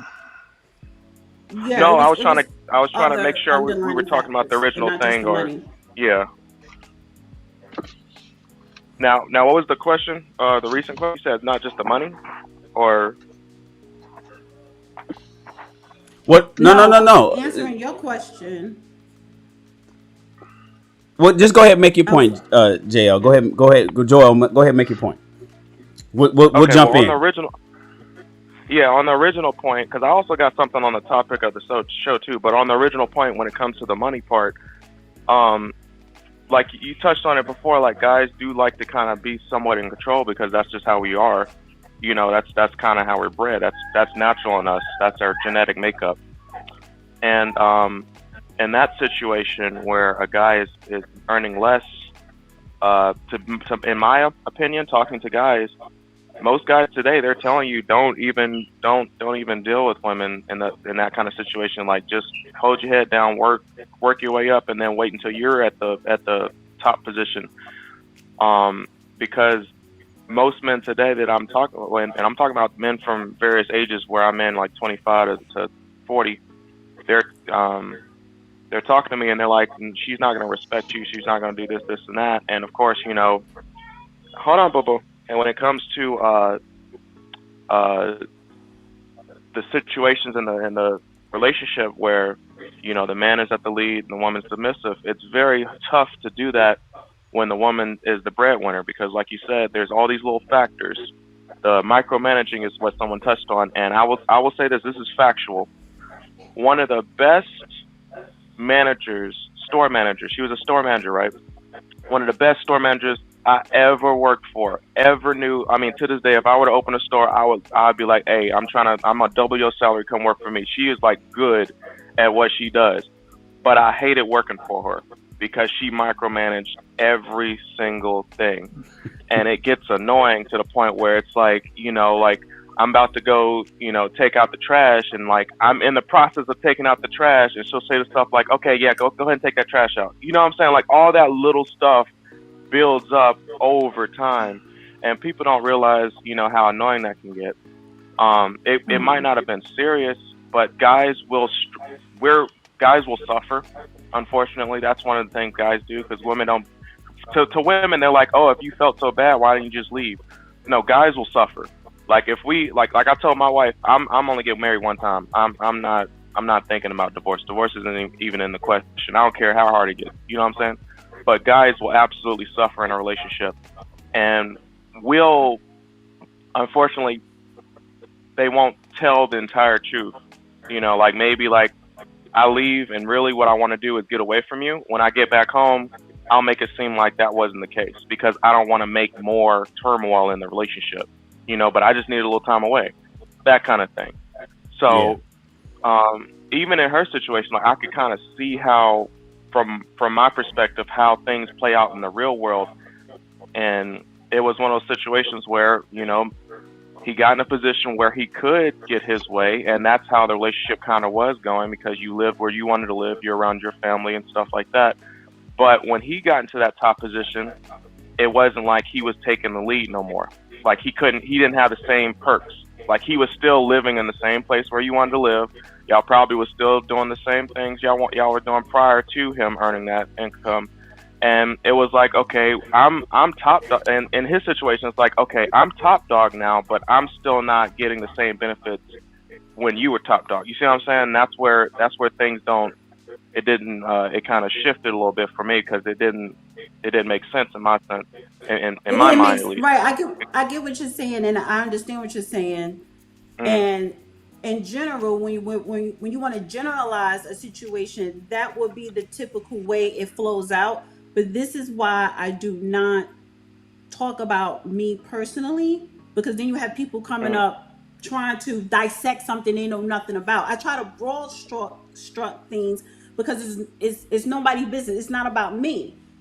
In this situation between me and my son's father, which I don't know why you want to revert back to that, because my not the topic. Yeah, I didn't want to make it personal. I'm talking, like I said, I'm speaking. Listen, Dana. I'm speaking generally. I wasn't. I brought up your situation because you brought it up. But that's how we do, Dana. That's how topics go. No, yeah.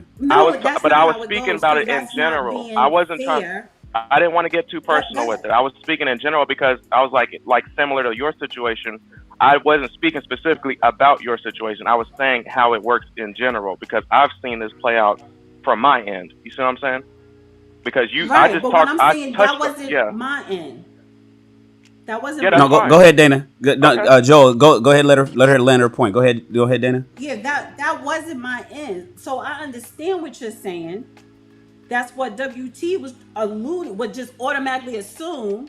But the fact is that the only thing I would say regarding this topic with the situation with me and my son's father, because that was the only situation where I could reflect on where income, who made more, who made less, and how did each other act. That was the only time that happened, is when he was kind of on the down, because he always been the breadwinner, and I was somewhat above him when it came to income. And how was his behavior towards me and my behavior towards him? I didn't think of him any less, nor did I treat him that way, but I could tell he was becoming a little bit distant. But then when he was on the up and up, then it was like, okay, yeah, I'm back on top. But the other stuff that was going on, that didn't change when he was on the bottom or the top. You know what I'm saying? So talking about money and income, he did become distant when he was descending and I was ascending. Hey, but Dana. It didn't stay that way. Hey, Dana. When he was descending and you were in. Okay, Manosphere Algorithm is in the house. Good. What up, MA? I like to call him MA. Yeah, I actually like that. What up, MA? That's gonna be so. We're gonna coin your YouTube street name, MA. Whenever anybody says MA, we know we talking about Mansfield algorithm. From now on, But that means whenever we calling somebody him says Ma. MA, huh? But that means we calling him Ma. Nah, MA. That's why you don't say Ma. You say MA. Okay. I'm cool with that. I actually like it. What up, MA? But Go ahead. What's your thoughts on the point? hey, Dana. I just had to ask you a few questions. What do you think? Because this is to help other people out. No, What do it's you not. But go think? ahead. What do you Dana. think you could have Listen, done? I've been on so many panels, but go ahead. I'm sorry. Go ahead. Yeah. What do you think you could have done to prevent the relationship to decease?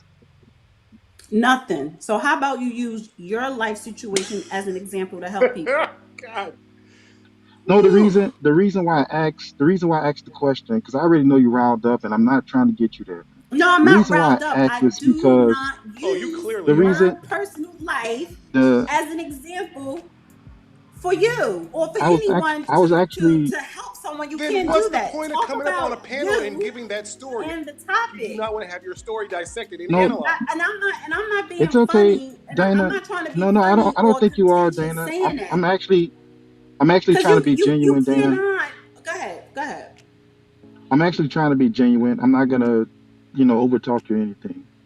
But because you made a comment that you noticed that he was shifting away. What did you try to do to Distancing. bring him back in? So This okay. if So you let notice me. he was Okay. creating So distance.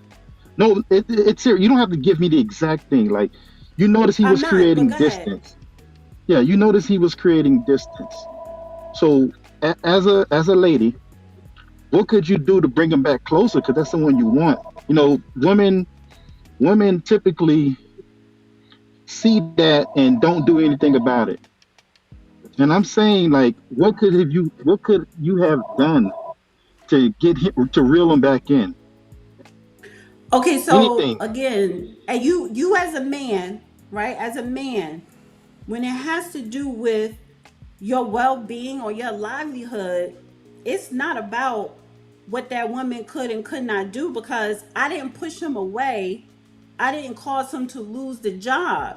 So if so the situation when he came into that little speed bump, it was nothing I could have done or could not have done for him to not show some distance, drift away as far as distance, right?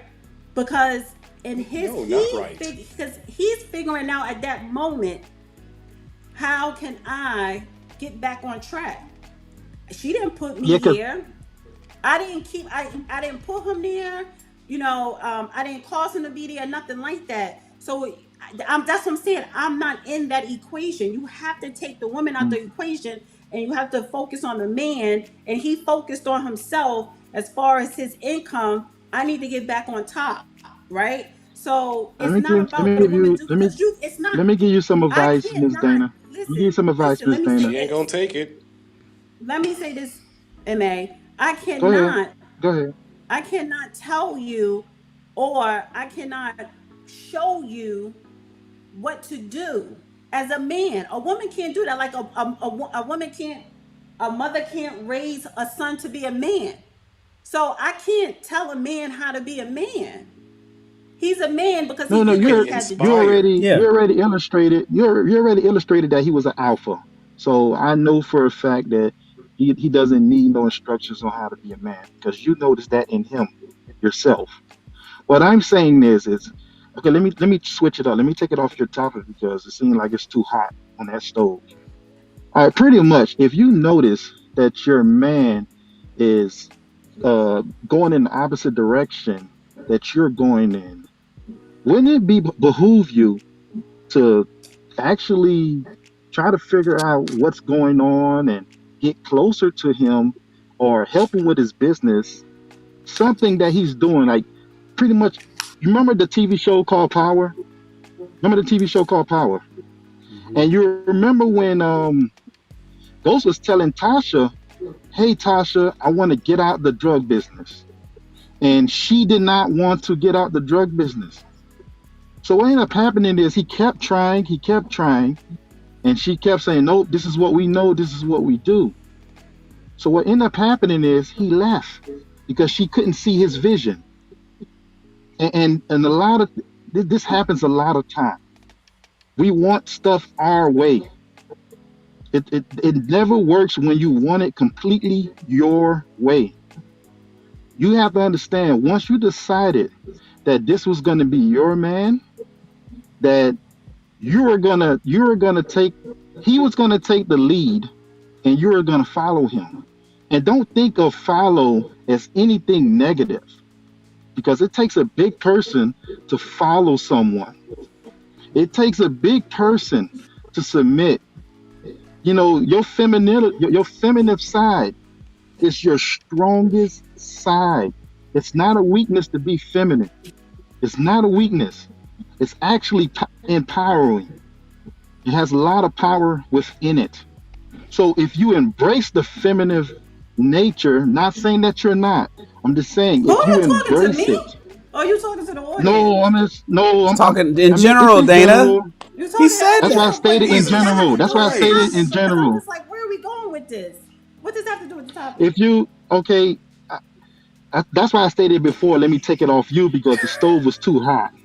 No, that's why I said let me take it off you. The stove wasn't turned on. So what are you talking about? I'm trying to. Then why are you responding if the stove's not turned on? Like it's not about me. That's what I'm telling you. He's not talking about you, Dana. Dana, you're personalizing it. Tried to take it off me because the stove was hot. Don't try to throw in little stuff like that. No, that's the reason why.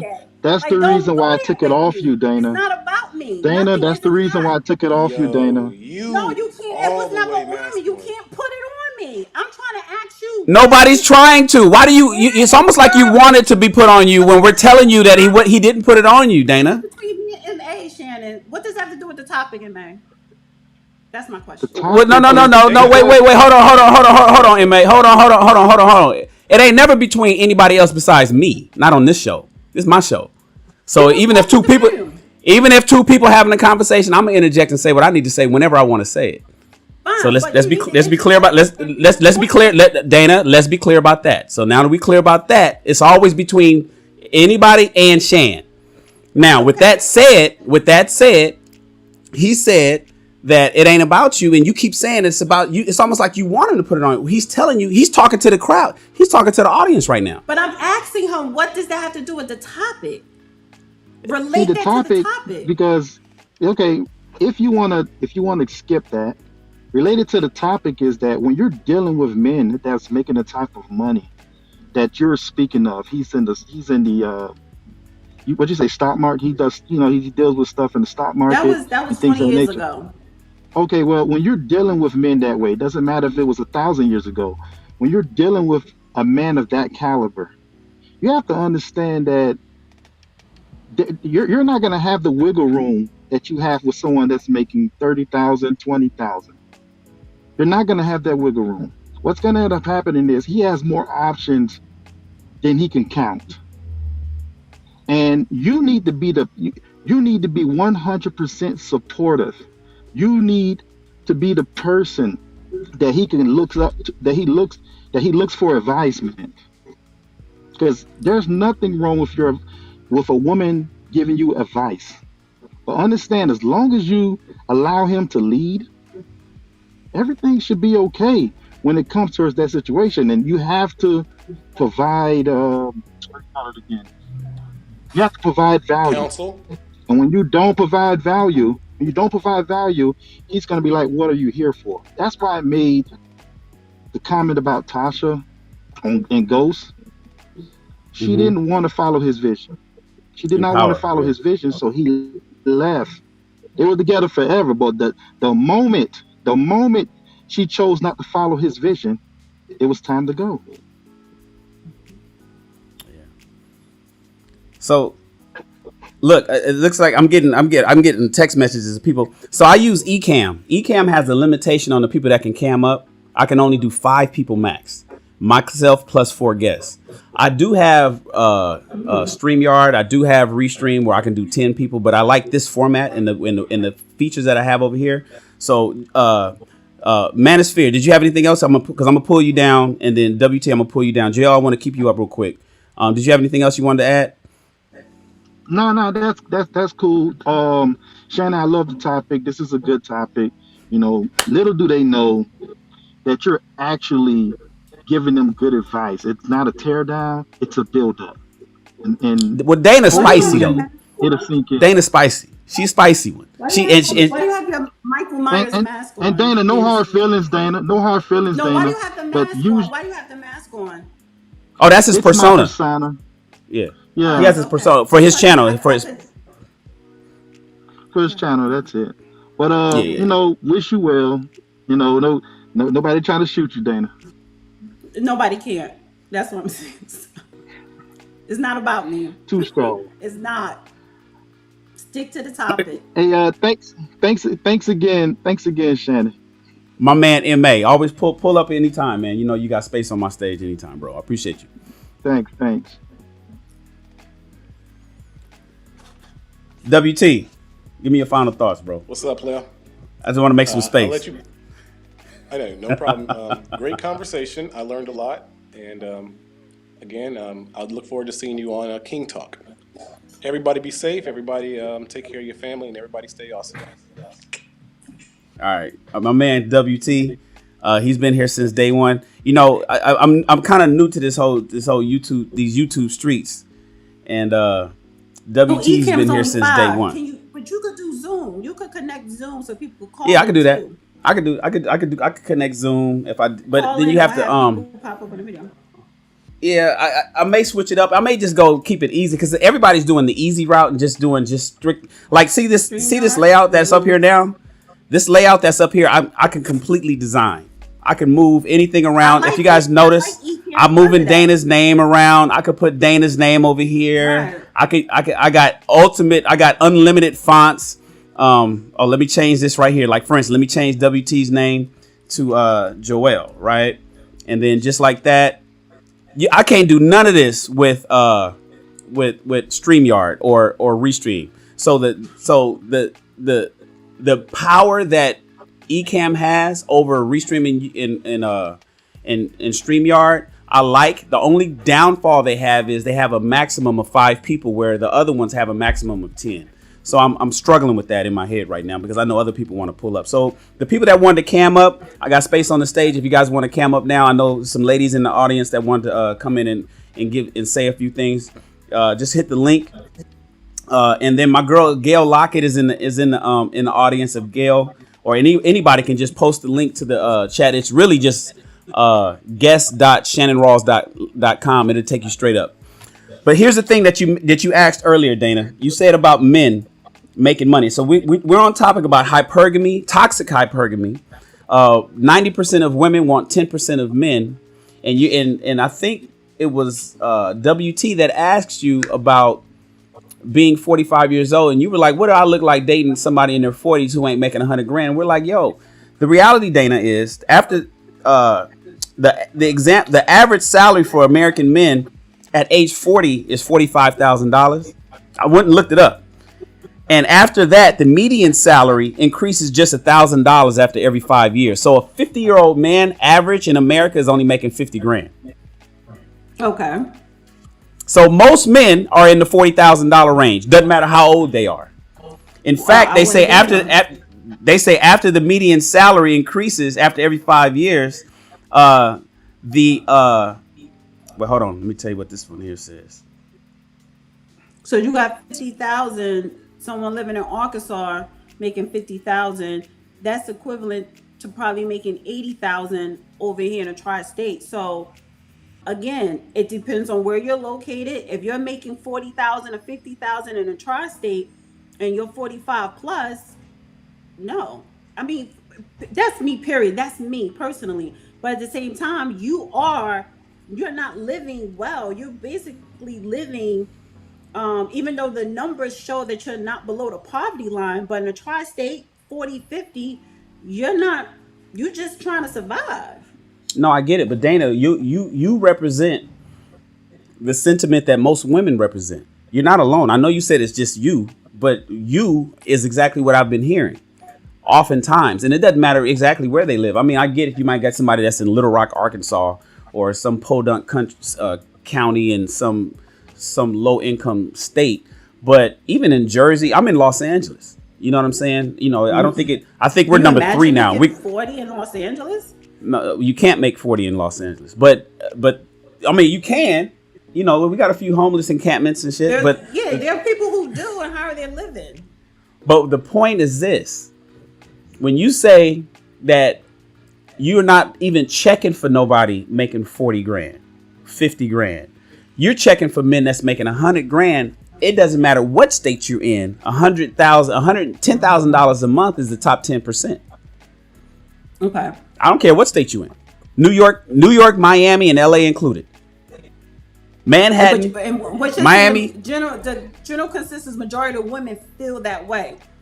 Right. Now, with that said, why are women so hell-bent on that? And why would they drive themselves all the way up to the 35, 45, 55, believing that, just to find out that there's no men up there that's even checking for them? And so that's the thing. Are the men that are making this amount of money checking for the women that are checking for them? I would ask the women. I see what you. So I would look at the women and see, okay, well, what is your dating pattern been like all your life, right? The type of men you dated, because some women dated the men, the average income earning man, their whole life, and then they get to a certain age, well, I want this, but your dating pattern always been that. So why haven't your dating pattern changed? And then all of a sudden you wake up one day, you get to a certain point in your life and you want this type of guy. Well, you may not know how to obtain that type of guy. So a lot of people don't know you want the 10%, but they don't know how to reach for the 10%. Well, that's what I'm asking older women to teach the young women, because men has been saying that, what you just said forever. Like, what is your dating pattern? If all you've been doing is having babies and screwing Pookie and Ray Ray, if all you've been doing is dating a hood dude, but then the only thing that you're talking about, and the only guy that you waiting on is the knight in shining armor who has a house on the moon and, you know, and owns a yacht and a jet and drives a Ferrari. But so you're ignoring the average guy, the regular good guy, looking past him, making babies with Pookie. And then when you're 45, suddenly you say, okay, the average guy is cool now, I guess. You get 45 years old. I'm not talking about you, Dana, because you happen to be 45. It's just coincidence. But the 45-year-old woman says, okay, I guess I'll go ahead and date. I'll date Joe now, because so Joe, hey, big head. You know, hey, because I made a post. You can't. I'm 45, and there are certain things that if you want to date, and then we're talking about 10%. What are we talking about? The men making 100K and up is only 10%. So it could be 100K is really nothing. You know what I'm saying? After taxes, right? But then you talking so the two Dana, 100K is nothing. I'm talking about after taxes. No, it's something, especially if you someone making 40 and you jump to 100K. It's something. But what I'm saying is after taxes and after your bills or whatever, women think 100K, he's balling. And it's like, no, you know, he's doing good for himself if he's invested his money. But then you have the tier of the 250 a year man. Then you have the tier of the $500,000. So the more you go up that tier, when we're talking about the majority of women who want that 10%, and it's layers within that 10%, if you are not used to being around that type of setting of men, dating those type of men in your past, if you yourself don't look or carry yourself in a certain way, you're not going to get it. You may want it, but you're not going to get it. Most women are not used to that.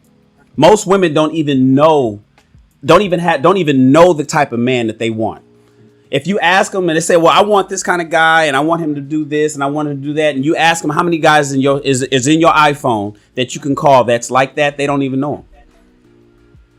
They don't even hang around them. They don't live in the same neighborhood. He doesn't live in her apartment building.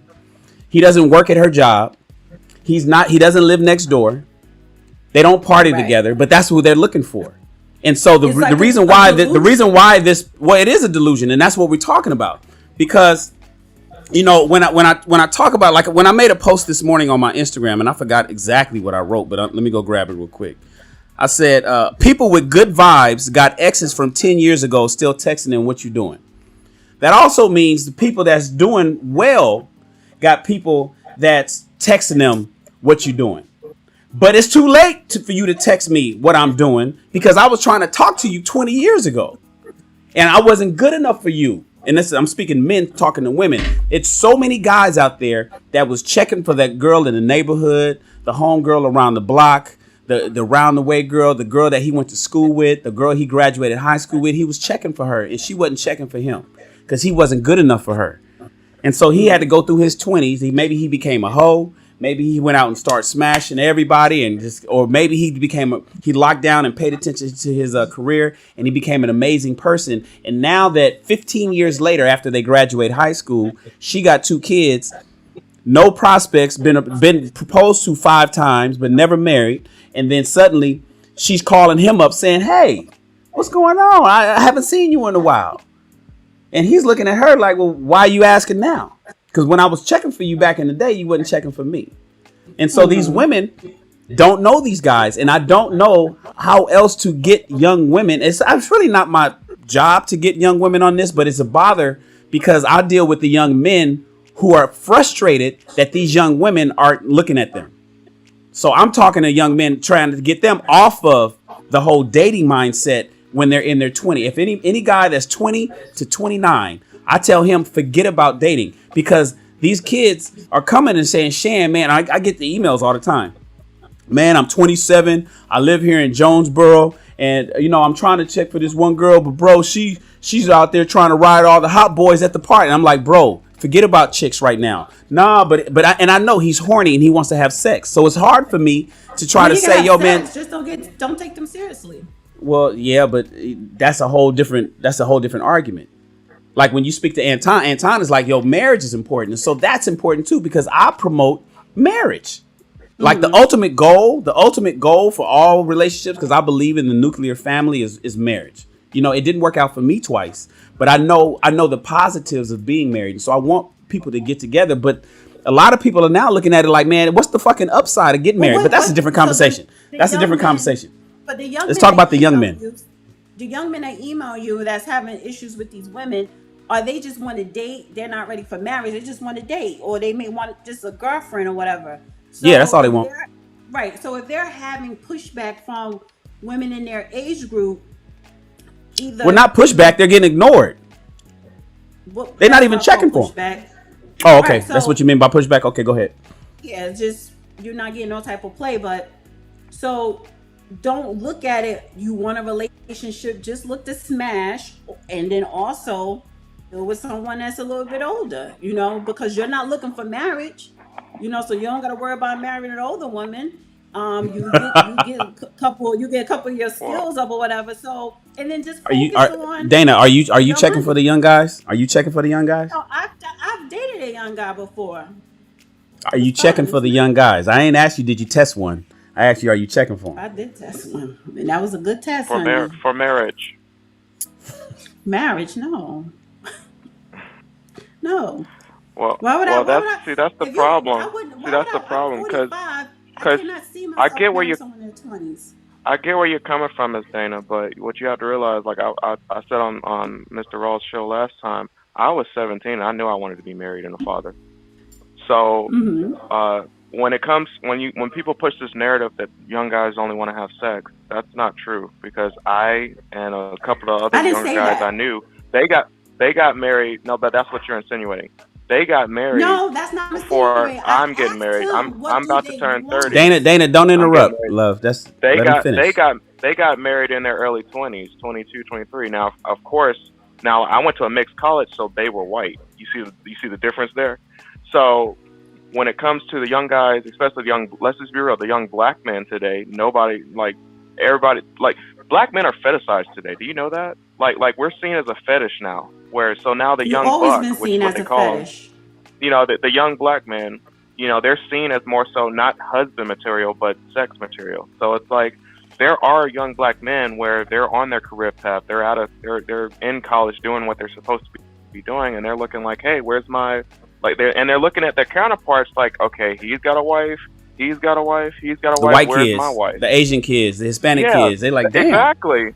Because what people don't realize when you're in a certain socioeconomic level, you, even if you didn't experience it in your life, you're around other people in that same level. So you see his wife is this way, his wife is that way.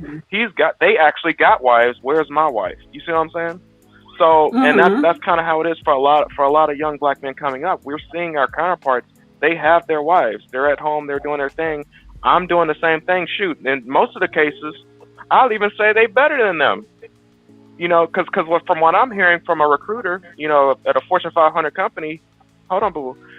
When he's getting these people coming in, some of the highest qualifying individuals he's getting are the black candidates. They're professional, they're on time, all this yada yada yada, and then all the white candidates that are coming in, they're unprofessional, ill prepared because they got this sense of entitlement where it's like, oh, I'm gonna get this job. Yeah, so it's like, in some cases, and we kind of know this to a certain extent, if you're black in this country, you have to do better than them just to get ahead in a certain way.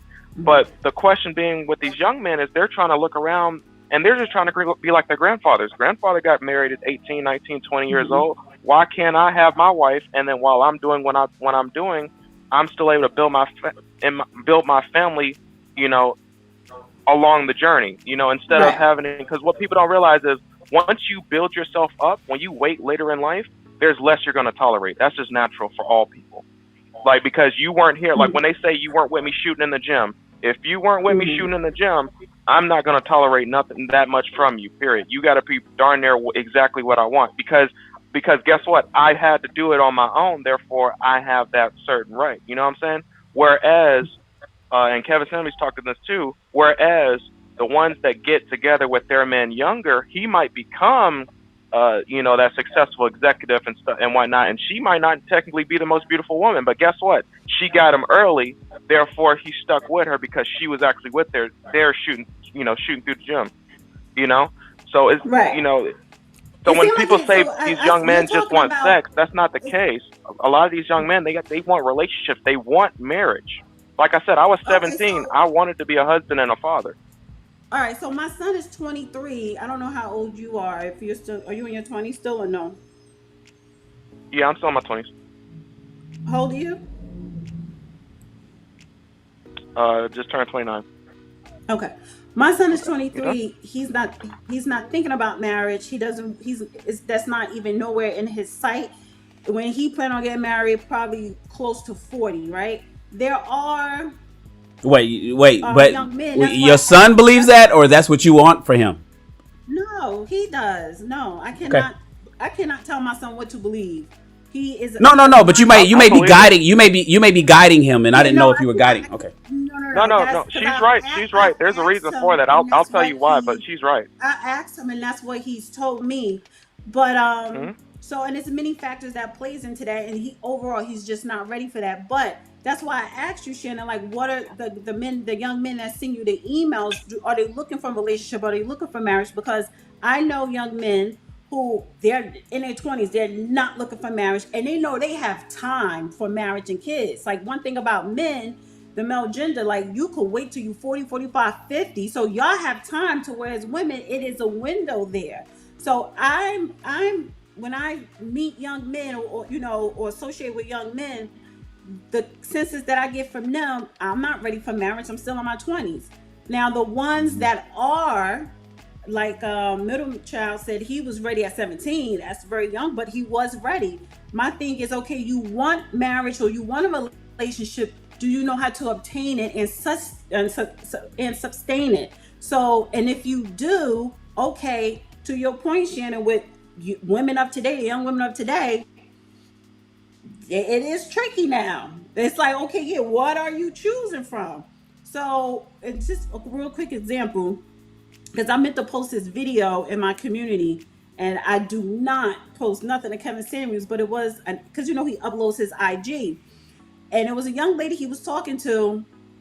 He titled it something, modern women manifesting something, and it was about 45 minutes. And everything he was saying to that young woman in that video was absolutely true. So then I'm saying to myself, if this is how young women nowadays are moving and thinking, yeah, it is kind of, and that's the majority, then men, young black men, if we focus on black people, young black men who are ready for a marriage and a relationship, you probably don't have much to pick from if that's the general consensus with black women and their behavior in their 20s. So again, it's a group of men like my son and his friends. Marriage is not in their hemisphere right now. That's for way later. But then you do have some, like middle child, who wants a marriage and children, and he wanted at 17, but there are men in their 20s who want it while they're young. And it's like, okay, what is the pool that you're choosing from? So Dana, I do mean, you will you advocate for your son when he's 40, 20 years from now, 18, 17 years from now, that he should marry a 40-year-old woman? If he or should, if he doesn't, as opposed to what? As opposed to him marrying someone, as opposed to him marrying, somebody in his 20s. Say your son, you know him, and I don't want to personalize stuff because I know how we, I know how this can turn. Let me just say this: it's not so much personalize it. I don't like when people assume something. If I have to say so, which I do not, and even if I do say something, my son will listen, but he's not rude, so he could listen to me. He's like, I'm not listening to her. I'm not going to do it. But if I had to say so, and he's 40, he doesn't have kids, then I would say to him, I wouldn't say, no, get someone in their 20s. I would say, the youngest should be in her 30s, because 40 is just like, okay, what is she like if she's not coming with kids, and 40 is like, yeah, that clock is already at 11:45. I would, if he's going to go dig down younger, it would definitely be 30s, not 20. Do you suggest that your son not pay attention to the fact if she has children or not? I've thought about that. He should pay attention, of course, but he should pay attention to who is she, how is she as a mother, and what is her situation like. When we talk about the baby mama daddy drama, you know what I'm saying? Yeah. You don't want to put yourself in that predicament because I was a single parent. So the fact is that he was that child. So it's like you meet a woman and she has a child, like, yeah, your mother. Would you suggest your son marry you? Would you suggest your son marry a woman like you 20 years from now? Yeah, I asked him that. He was like, well, automatically, he was like, I'm pretty sure I'm going to marry someone who has similarities like you, but she's not going to be exactly like you, but definitely similarities. What's different? And I'm What's going to be fine the with that. difference? I don't know. I didn't ask him all that. See, that's what I'm saying. Why you dissecting? Now you dissecting. No, I'm just asking. So you were I'm just asking. Successful son. Yeah, so you would recommend. You told me that it's okay to ask as long as we don't assume. You said your problem is assumptions. Yeah, but I ain't making no assumptions. I ain't making no assumptions. You didn't say dissecting was a problem. You said assumptions was a problem. You want to add dissecting to it? Conversation didn't go that far. Well, I was gonna say, so you would say, so it's like, you would recommend a single mother over 30 for your son. You're okay with him? I didn't say I would recommend it. I did not say that. No, but you said you were okay with it. What if he meets somebody? He asked, what if he met someone and she had a child? Should I tell, if I had to say so, would I tell him yay and nay? And I would say, look at, you have to look at her situation, because that's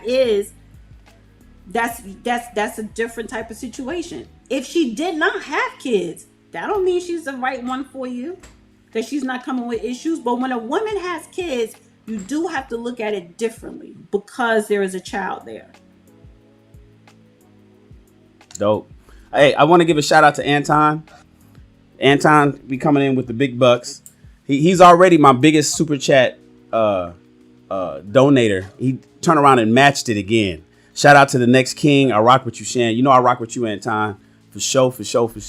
Hopefully you pull up to King Talk tonight over at the Lapeef network. That'd be dope to have you there, man. But I appreciate the $99, the $100 super chat, man. Thank you so much. And then we have another super chat. Roger Report. He pull up.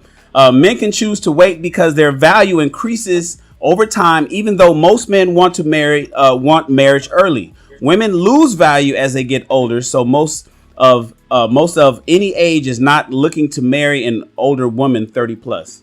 Yeah, that's the thing about it. So women's value is to be preserved. Men's value is to be earned.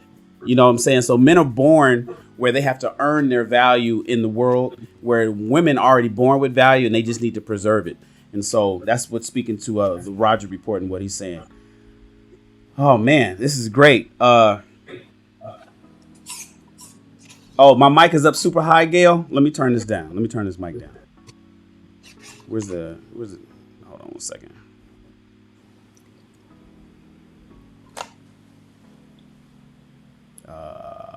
Where's my audio? I'm sorry that I'm right on here. your show, but this is my lunch and dinner. No, that's fine. So, hold on one second, because I don't want. Is my mic hot? How do I sound? Is it too loud, you guys, right now? I just turned it down a little bit, and I backed up. No, it's fine. It's fine. Okay, cool. That sounds okay to me. All right. So yeah, hypergamy, toxic hypergamy. So the reality is, you guys, women today, I think, are waking up. Thanksgiving is coming up soon. People are going to be having dinner. I think, to be honest with you, in a lot of black families across the nation, Kevin Samuels, the name Kevin Samuels is going to be at a lot of Thanksgiving tables this year. And a lot of people are going to be looking around, wondering who makes the money, who calls the shots, who's making a plate for who. I think a lot of men is going to be expecting women to, babe, you making my plate, where maybe she never made a plate before. But all of a sudden, men are like, babe, are you making my plate? Women are going to be looking like, you need to get up and make more money, especially if hypergamy is real and men need to make more bread. Men are now starting to look for more submission from their women. Men are starting to look for, as I call it, the 5 F's. And I think somebody mentioned it early: fit, feminine, friendly, faithful, and fun. Finances is not part of them. Finances is not one of the F's that men are looking for, but that's a different topic for a different day. But women are expected by men of all socioeconomic statuses to be at least fit, feminine, friendly, faithful, and fun. Now, the submission part starts to ebb and flow depending on how valuable, not how much quality a guy is, but how valuable a guy is to a particular woman in the sexual marketplace. So, as I explain to people, most high value men, all the guys that I hang around, all the guys that I know, it's non-negotiable. Like the fit, feminine, friendly, faithful, and fun is non-negotiable. It's not even, that's where you start. But, how many guys, like the guys that I hang out with, are available for women across the board? I know 90% of women want 10% of the men, but 90% of the women should probably start being more realistic in their expectations. And that's the purpose of today's show, are people realistic about their expectations? Now, remember, there's levels to this. So if you got people who are older, I'm speaking from an older perspective. A younger perspective, I'm not speaking to, because I give different advice to young women that I give to young men. But younger people is a little different. And that's why, one of the arguments that a lot of people say is, well, wait a minute, Shan, if you want fit, you talk about you want fit, feminine, friendly, and faithful women. But I see a lot of old school relationships where they're millionaires and and she's not all that. She's not in shape. She's kind of overweight. She's not all that pretty and all that kind of stuff that you guys claim that men, if looks are so important, then how come this guy over here? Probably because they met in high school. The answer is because that relationship has been going on for 30 years when his ass was just working in the mailroom. He didn't make it up to upper management yet. So don't conflate old school relationships that's been tried and true. And these people went through the fire together. Has been together in ups and downs, who were sleeping in the same car together before when they got evicted 35 years ago. or 20 years ago they got evicted and they made it through and now they're doing well. Don't compare that to the guy who's already on top and is single. Oftentimes the high value, that's why Kevin says that high value men in their 20s is usually not the case, because you gotta be in the game for a little bit. So most men of a certain means that are single, the 5 F's are non-negotiable. You got to have all of that. It's just that's just the way it is. And then the thing is, the women need to realize that those guys are, I mean, it's a supply and demand situation, ladies.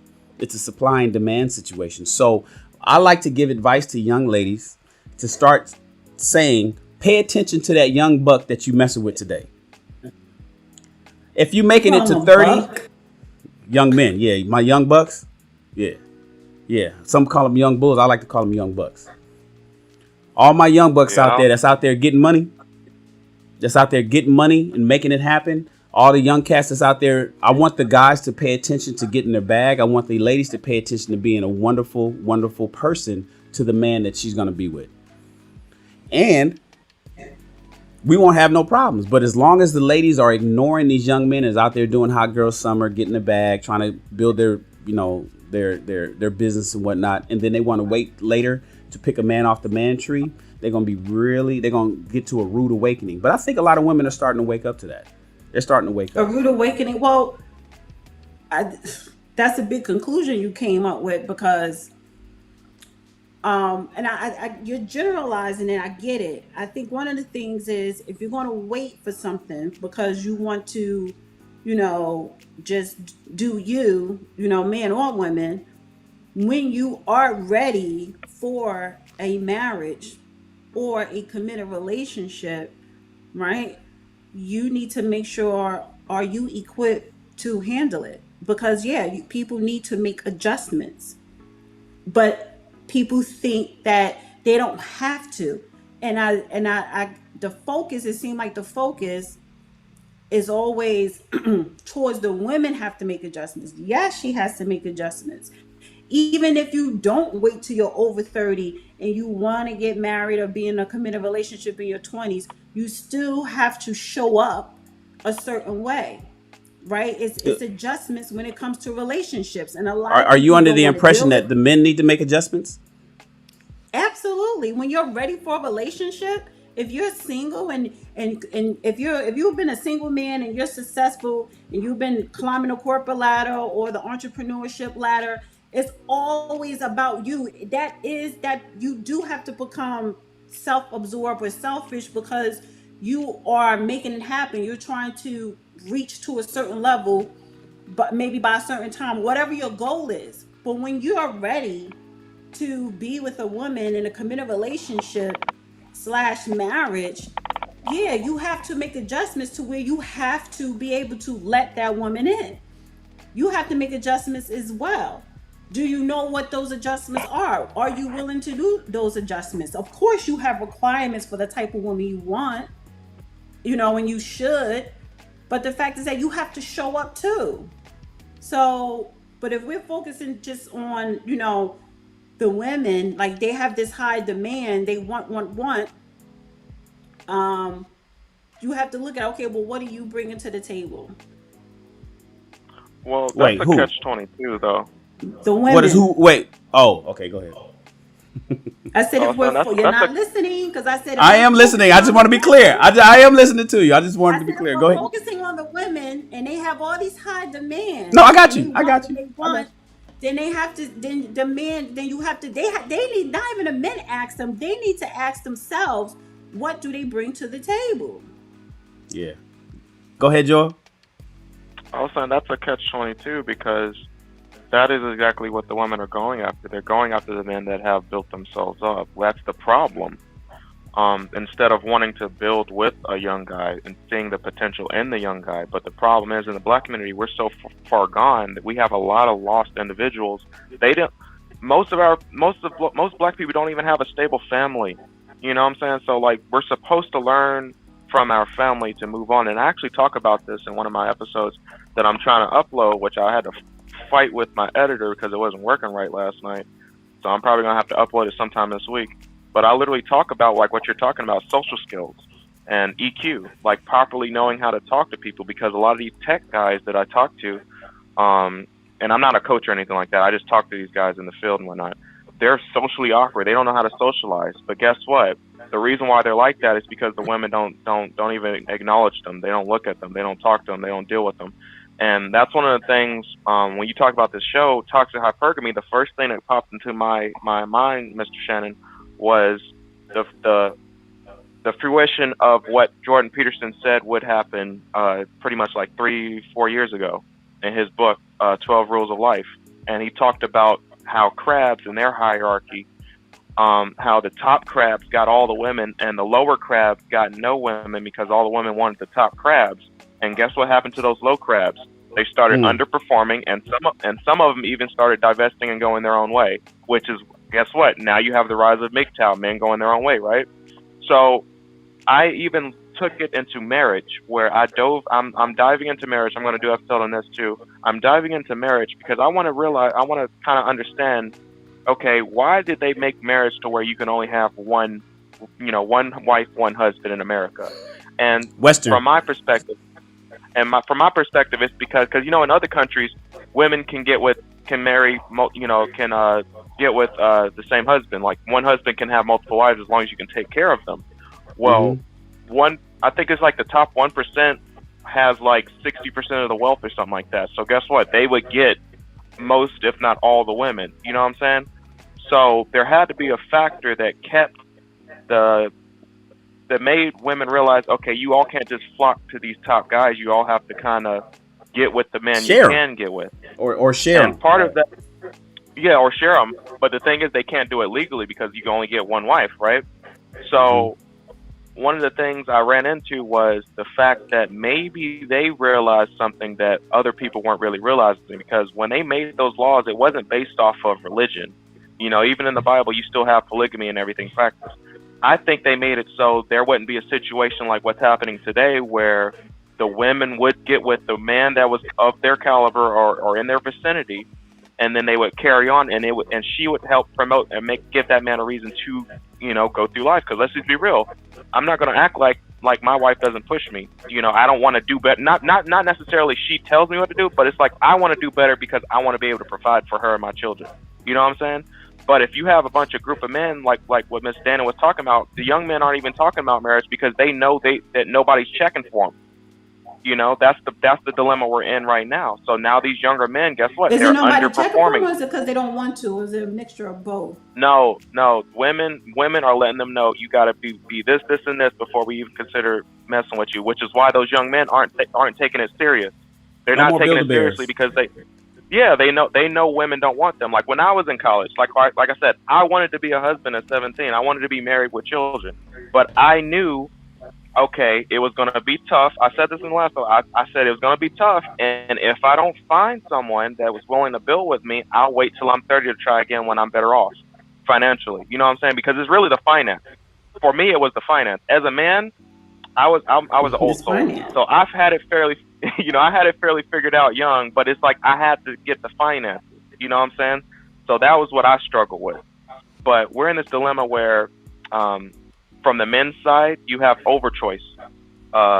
It's actually scientifically backed too. There's books on this.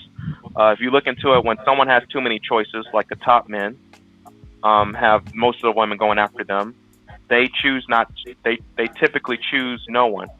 Which it's a paradox of choice, which is what some psychologists talk about in some books and stuff, where someone who has too many choices is they're paralyzed, analysis paralysis. You can't choose. You got so many women coming after you. It's like, oh man, she's this, she's that, she's that. And what ends up happening is they tend not to choose, whereas, if there was only a select group of women for them, because what you have to realize is there's also the technological advancements of today. Where back in the day, and Kevin Simmons talked about this too, back in the day, you married who you were around because there was no Facebook, there was no internet, there wasn't, all this stuff didn't exist back then. So there was fewer choices, therefore people got married. But today, I can get on Instagram, see some booty butt shaking right now if I want to. You see what I'm saying? So, it's all over the place. but it's like, and analysis paralysis. Oh man, like this girl that's near me, she's great, but I saw this chick across the pond. You know, I see this chick across the country. You know what I'm saying? So it's from two ends where it's like, okay, you have women wanting the top tier men, ignoring the lower tier men, which makes the lower tier men either underperform, or when they get to that level of the top tier, they get to the analysis paralysis where it's like they're a kid in a candy store. Like, oh man, I got so many options. Let me go ahead and sample all this. Let me do this. Let me do that. Let me do that. So it's like it's a paradox that feeds on itself, Mr. Rawls. And this is where I'm trying to, with my channel, I'm going to try to dig into it and find out, okay, what exactly can we do to kind of get to that turning point to shift it back, you know? Solutions. Yeah. You coming with solutions, Joel, on your channel, on your you doing YouTube? Yeah, it's Joel, the middle child. But like I said, I was fighting with the darn editor last night because I was planning on uploading some videos, my first videos. I got one of my promo videos up right now. That's the only thing I actually was able to upload. But I'm fighting with the editor right now. Not a person, but the software. It was acting up last night. Well, I can't wait for it to come out, man. So enjoy you bringing solutions to this kind of stuff. That's what's important, man. I'm glad we're even having these kind of conversations. Again, I tell people I'm 49 years old, and being 49 years old, I remember when there was no cell phones. No, I ain't talking about smartphones. I got the first iPhone in August of 2007 when they dropped that. I'm talking, I was around when there was no cell phones, and so no mobile phone at all. And so the fact that we can have these conversations today this easy, we can reach across, you know, we can get together and have conversations that we just couldn't have before is really, really great. I want to give a shout out to Dwayne H. He sent me a $5 super chat. I got to get used to the super chat thing. It's too late for black women. It's a TikTok going around of other races of women telling black women why they're losing black men. Wow. So that's some bold shit. Now you got others. Is it? You got others basically coming at black women saying, I'm gonna take your man, and they doing it to the point where it's going viral on TikTok. I haven't seen it, it's TikTok, and I'm like, if anybody take TikTok seriously, as if that's Mr. real Rawls. life, 80% of black people marry another black person. So right, 83, I think 83% of black people is marrying each other. For But now. you know, in the dating game, but at the same time, the dating age is being pushed off a little longer. So I don't know if that's going to be the case for in long term. Go ahead, Joel, and then we're going to get to my man Charles. okay. I was gonna say, and I'll touch on this with Mr. Dr. Tiasan Johnson. He touched on the subject as well. There are, and this is funny. There are classes, and this is true, in secret and in public, where you have other races of women learning how to deal with black men, learning how to get with and cater to a black man, how to learn about black men. So it's funny how people, when he said that, because I was like, I already know about this, and and actually my brother, he's getting married, shout out to him, but these other races of women, they are learning black men, like literally. Why is that? Why do they want it? Well, there's not a class you could take to learn about black men. So my Yes, question, it is. Yeah, it is. Yeah, it is. Yeah, it is. Watch black women. Yes, there is. No, that's not a class. I'm gonna ask you this one question. Well, hold on, Charles, hold on, because I want to introduce you to the panel. Go ahead and let Dana land her point. Go ahead, Dana. I wouldn't be flattered that white women or other women of other races learning something. You're not in this culture, you're not in this race, so you can't learn. It's not a class. But I would not only I wouldn't be flattered, but I would question that. Like, why do you want to? Yeah. Well, I think it's more of a jab than and again, like you said, take it in jest. It's at TikTok, and they're looking for viral. They're looking for it to go popular. People are looking just to get, it's clout chasing, and they're using black women, the back of black women to clout chase. Right, and my channel is about politics and history, so I'm going to always reflect back to that, like not the social media norms that's going on. Like I'm gonna look at it from that perspective, historically. Yeah. Well, before you introduce them, I was gonna say it was in that situation. It was clout chasing, but the classes I'm talking about, and I just want y'all to realize that this is real world situation. all these millionaire athletes, who are the women they tend to date? Who are the women they tend to marry? The young, rich, now they might not be ideal candidates because, they are young, but these young athletes, by majority, the ones I've seen, they tend to date out. And that's why, like, when you're saying these women are taking the classes, they're taking these classes for a reason, for an outcome. Yeah. Anyways, to know how to get a basketball player. Let me give a shout out to the Roger Report for another, not the first, but another super chat. A lot of our women ain't going to make it with any man. Men need to learn to be okay. Men need to learn to be okay with. Men are going to be fine with or without a woman. Sex is still offered to the men, so let the women figure it out if they won't listen. Basically saying men are going to get the things that they need, but women kind of need men. In a world that's built by men, in a world that is required by that men are necessary. I on my to what the Roger Report is saying. I had a post up on my Instagram, and it was a video of a woman saying that what women should start doing and how they didn't need a man. And then this other lady came in and said, well, I still don't need a man. All I need is 2 sons, because it was these girls that put on their jumper cables backwards, and the shit started burning up and melting and whatnot. And I was like, yeah, I guess you guys don't need a man. And so the woman came on and said, yeah, I still don't need a man. All I need is sons to know what they're doing. And the first thing I thought about, that's still a man. Like, just because you're not in an intimate relationship, like whenever I hear women say, I don't need a man, first thing I think about is you don't need a man to have sex with, or you don't need a man at all. Because if that's the case, when you say things like, I just need my sons to know what they're doing, that you just contradicted yourself. You still need a man. And shout out to the lead attorney. He's in the house. Like, all my favorite people are here. Dana is my favorite people. Joel is my favorite people. Then I got WT Funk here. And then Anton Daniels is here. I got the Roger Report here. I got now the lead attorney. I'm feeling kind of excited. So I appreciate everybody being here. And then I got Charles Faulkner. He pulled up and cammed up. Charles looked like he got something to say.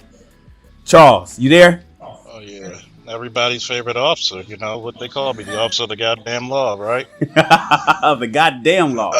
What's happening, Charles? Oh, yeah. See, I'm going to do a live stream today. I'm up in the air what I should speak about, but to answer your question, the reason why these ladies are taking the classes, it's not about they're trying to actually get to know black men. They're trying to get an appreciation for black men. I don't even date out. But here's the question. How many black women are willing to take those classes? That's a real good question. You will. I bet you won't see one. How many black women will take that class? Because you got to realize, black women do not understand their men. They really don't. To most black women, you're looked at as a utility. Mm-hmm. You're really looked at as a utility. When they say, I don't need a man, that's psychosis. That's being detached from reality. Because what if men just stopped working in America today, right now? Just stop. Women would Everything will fall apart. Women would be stuck. It would just be a disaster for them. There are no police coming out, no firefighters, no military. Hell, not even architects or chefs, because what? 75% of your chefs are male? So you're basically saying if there was no patriarchy. No men. Well, I mean, if you had no men, if there's no men, if there then was they're no not populating. So are you mean patriarchy versus matriarchy? So if men, you're already in a gynocracy. That's what black people are under, which is much different. If black women really wanted to see an upturn when it comes to men and suitable men, if they really wanted to see it, how come only 8%, only 10% of the black boys when they get to 8th grade can only read on level? What's the equivalent for young black boys when it comes to black girl magic? We have to really look at that we have to look at that fundamentally. Because it's Is the there an small equivalent? things that show you. Hell no. I don't think there. I've Hey, never. I'll tell you Is something. there? There's no such thing as black boy magic. But you know, here's something that Hell Dana no. said. Charles. Here's something that Dana said to Charles's question, and this is where Afro Shop shout out. Gave us a super chat. It said it's called competing. Dana. Charles said, "Are black women willing to take those classes?" And you said no. And those classes, in No, so my why opinion, would they? okay. Well, Why? to be my Why would classes. black? Well, I would ask that. I would have to ask what classes is exactly what classes are they? What is it called? Is that a university? So what are the classes? And when I'm saying that, why should black women take a class on black men where they grew up in a household with black men, their community, everything is black men. So now it may be a certain The type community. depending on where you grew up because we're not all What is monolithic. So you're talking about a class. You're talking about a class. I don't know black what male this studies? class consists Just of. I don't know black male studies. what they're But let, teaching, huh? let her land her point, Charles. Go ahead, Dana. Yeah, I don't know what the class consists of. I don't know what they're teaching. Where is it being taught at? Who's teaching it? So then okay, where do you get this number from of these all these white women of all nationalities is signing up for this class? Well, where is this at? And again, I would ask the question why. So what is the class exactly? Black male studies. It's a class And, called. and, It's and a just a, course. yes, It's a yes, black it's a male course studies. called black male studies. I know there's a women's studies. Yes. I don't even think there's a black How women's many? studies. I know there's different black studies. So So it's a another, specific course. It's where's this course being taught at? it's over there in the California state. We're not the TSR Oh, done. okay. California do every damn thing. So, so, Y'all don't, so in other I'm not words, surprised. here's here's the point. In the black community, who's more preferred, What is the that? men or the women? Charles, I think move your mic. Your mic is rubbing on your beard. It's probably my mic got caught on my jacket. Oh, okay. Now, when you look at the black community, who's preferred, the girls or the boys? Girls. Are you So asking? Mhm. yes, Society is For more so girls. They're focusing on the girls, not the boys. so the black society's focusing on the girls. So they're putting girls who are going to grow up to go to college and become women, and they're putting them in provider roles. Do women want to be providers?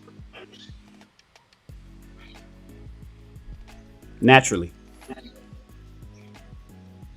It's a question for you, Dana. He's saying, generally speaking, if girls are preferred and women are being groomed to be providers, do women want to be providers? I don't know because I wasn't raised to be a provider.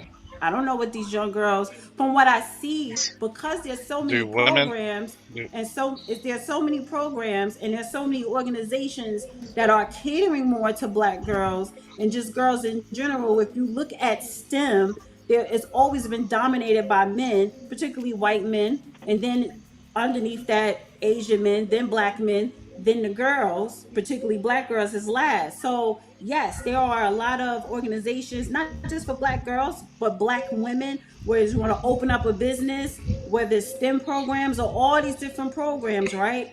But when you do look at the income numbers as far as salary, black men still earn more than black women today, because I looked it up.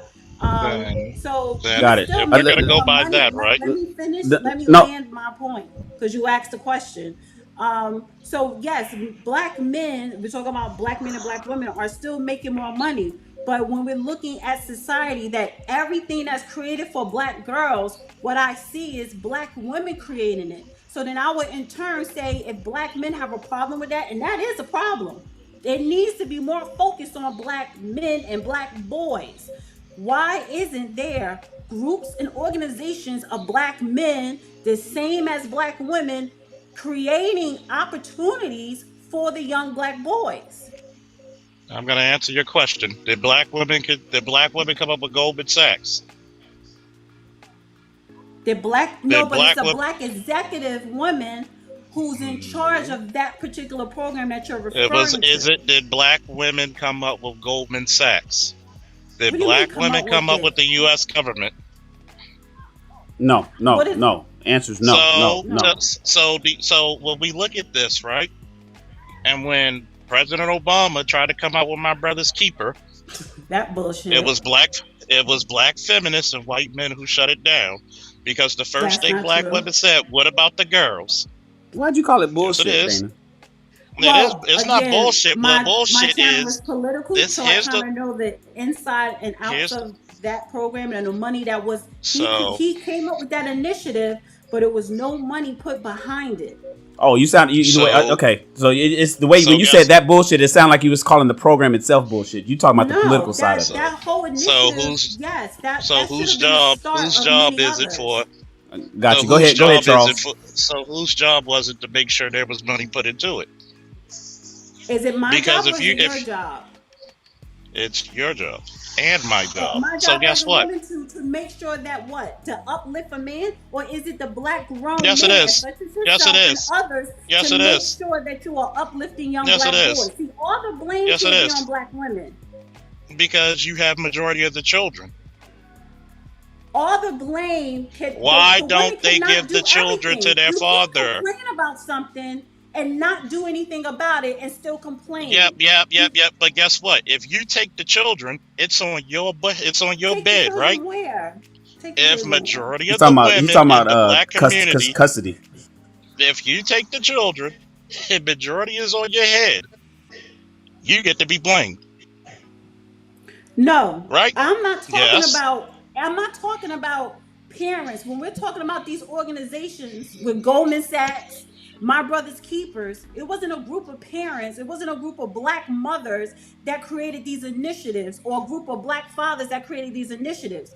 When you have these private entities, these corporations like Goldman Sachs, or if you have the government, the federal government like President Obama, which created an initiative, My Brother's Keepers, it is up to the organizations, to those communities, for you to make sure that it is being funded and executed, which means on the micro level, in your community, you need to hold your public officials accountable as to where is the money coming and going for this particular organization for my black boys.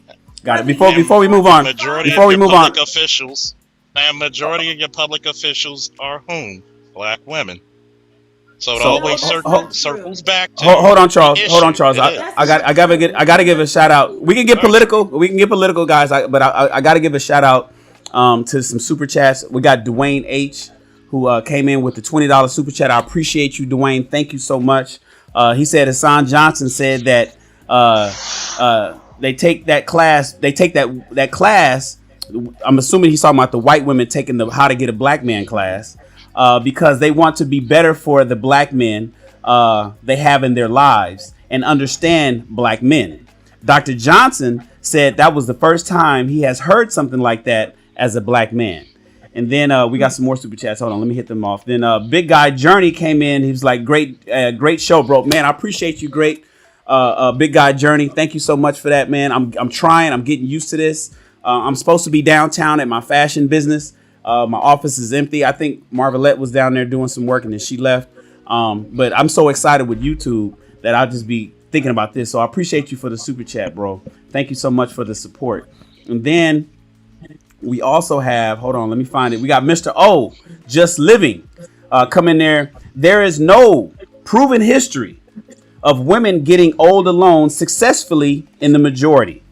Why are our women convinced that they can rewrite their position? It doesn't end well for women without men. And he sent that super chat when we were talking about men. Do men need women? Because I believe it was Brother Charles that said, what if men just stopped working? What if men just stopped doing everything, just didn't do anything? Because I was talking about how the girls made the jumper cables. They swapped it up and was saying, I don't need a man, I just need a son. So Mr. O came in with the $20 super chat saying, basically, there is no proven history of women getting old alone successfully in the majority. Why our women are convinced that they can rewrite their position, it doesn't end well for women without men. Thank you so much, Mr. O, for the super chat, and your point is well taken, bro. I mean, it's essentially women and men. Women need men. I got another super chat here. Hold on, where's it at? But I can't find it. Give me a quick second, you guys. Maybe that was the last one. I want to get used to not going too long with the super chats. Anton is pulled up. Hold on one second, guys. We're going to pull up Anton and throw him in. He's in the green room. We're going to pull him up to... How do I do that? Yeah, if you need, I can drop out. Boom. I was about to head out a little bit. Okay, go. Yeah, Joel, give me the space so I can pull some people up. They're trying to pull in. I appreciate you, Joel, for camming up, man. Thanks you for so much. And I think you've been on every live we had, so continue to trend, bro. Oh, no problem. Thanks for having me. All right, take care, bro. Talk to you. Later. And then I'm going to move Anton to position 2, and then we go here. What up, Anton? What up, big homie? What's the word? Man, just talking. We've been on, I think we're going, 2 hours? 2 hours and 45 minutes talking about hypergamy. Going, bro. I like hypergamy. It. I like it. Thank you, sir. We're talking, and Dana's giving her perspective. She actually agrees with the position, even though she gets spicy, and she got spicy on some specific things. But overall, we're talking about why women want 10% of the men, why women will wait so long until they realize they couldn't land that 10% guy, and now they're looking back to the average guy, and when it's too late. And then Brother Charles came in and he was explaining, he was putting it all on the women. Charles was just like, look, women, y'all need to get it together. And then Dana was giving him a little bit of pushback. What you got to say about the whole thing, Anton? I don't think you can put it all on the women. I think to a larger extent, obviously it's bigger factors that go into it. But I think that also you have to factor, as far as modern women, the way women think today, yeah, you can put the responsibility on them. But largely, you have to also to take into consideration that women today just recently even got the opportunity to vote. They just really started working. You know what I'm saying? You can't put 100% of the blame on women when you also take into consideration that they just got the opportunity to even be able to compete, which we all know no woman can compete, right? It's just the reality. They're never going to be as strong as us. They're never going to be as successful as us. In no way, shape, or form. We're not even gonna have that conversation. That's not even nothing to debate. But the reality is that ultimately what you found is that a lot of women found themselves in a position where they had no choice but to have to compete. They had no choice but to have to try to raise certain people in their households. And so what did you expect them to do? Curl up and die? There was a lot of guys that left the household. There was a lot of guys that got caught up in certain stuff. They was in jail, so on and so forth. And when you take into consideration that women are naturally hypergamous, then you also have to factor in that they're naturally going to want the best option possible. Like, that makes sense. Every woman is going to want the best option possible. You know what I'm saying? Like, to tell a woman that they need to settle, which I would rather say that you need to tell women that they need to be realistic about what it is that they should expect from a man, right? But to tell a woman that you need to settle is short-sighted, because I would want my daughter to go for the best available option, right? So when you teach in classes or you give an insight on exactly how it is that they need to find a man, I think that we need to choose our words more carefully, and we need to be more realistic about the fact that the reason why it's so easy for a man that's on his purpose to get any kind of woman that he wants is because women naturally submit to men that are on the grind and doing what they're supposed to do, right? So I wouldn't want my daughter being with a guy that makes $45,000 a year at all. I'm just going to say this. One, a lot of men didn't leave the homes because a lot of women chose single motherhood off of being a wife. Especially since the 60s, basically, you had control of your womb 100%. You decide who comes into this earth. A lot of women, just like a lot of men, are not going to make $100,000. Sorry. You got to stick with one point it's at like a time. This. So you jump straight. We're just going to go through. We're going to go through. Hold on. We're going to go through the responsibility of women It's everything you jump to with the economics. A lot of average people, even Kevin said this before, average people get with average people. And there's nothing wrong with that. Should. You gotta actually look at it. The more we keep putting into people's heads, especially if we're raising more and more women like men, where it may not be the best for you to look for a husband at 39, 45 years old, like it would where it will be more advantageous for a man. We're scared because we're going to hurt somebody's feelings telling them the truth. If you can get $100,000 guy, you're not talking about even modern. We're talking about modern women. No. We're talking about but modern in order women. To solve for the problem, no. But see, I'm solutions based, and that's the difference, right? I'm a solution person too. I don't just sit here and complain about the circumstance. I talk about the foundation of the problem, right? And so the foundation of the problem started with leadership. Whenever, in every circumstance, in every situation, I don't care if you go to a Fortune 500 company, I don't care if you go to the foundation of your home. It starts at the top. The responsibility. Nobody goes into a company and it folds and they say, well, it's all the workers' fault. It starts at the top, and real leaders understand. And of course, there's some accountability, and there's a lot of accountability that goes into modern women and how it is that they need to. They fire the coach, right? When the team loses, they fire the coach. So when that person gets hold on, Charles. Hold on, Charles. Charles, hold on. Charles, hold on. He didn't land yet. Go ahead, Inter. But the point that I'm making is that if you want to understand exactly why the asylum is running out of control and why the inmates is running the asylum, you have to first understand why the asylum why started letting the inmates out and having a conversation about and having choices as far as whether or not they should be able to choose and do certain things in the first place. And largely, I'll give you an example. My wife will never, ever think a certain type of way like a lot of these modern women. You know why? It wasn't that she was raised by her father. It wasn't that she was raised in a great household. It wasn't that she wasn't in the hood and nothing like that. It's because I'm the man that I'm supposed to be, and I'm the leader of my household. And so it allows for her to be able to subject herself to her femininity, fall into the spaces that she's supposed to be in, be able to really lean into the person that she's supposed to be, and not have to focus on doing the things that men do. When you put women in a position to where they can truly fall into their femininity and they can truly be the person that they're supposed to be, then ultimately what you'll find is that she truly is the helpmeet that she's supposed to be. But if I can't put her in that position and I'm asking her to subject herself to some substandard living situation because this is what I deem as average, what the piss you expect if you expect her to bring in half of the money in order to be able to support the household? You want her to be half a man, but you want her to be a full woman. I don't understand that. Okay, now can I speak?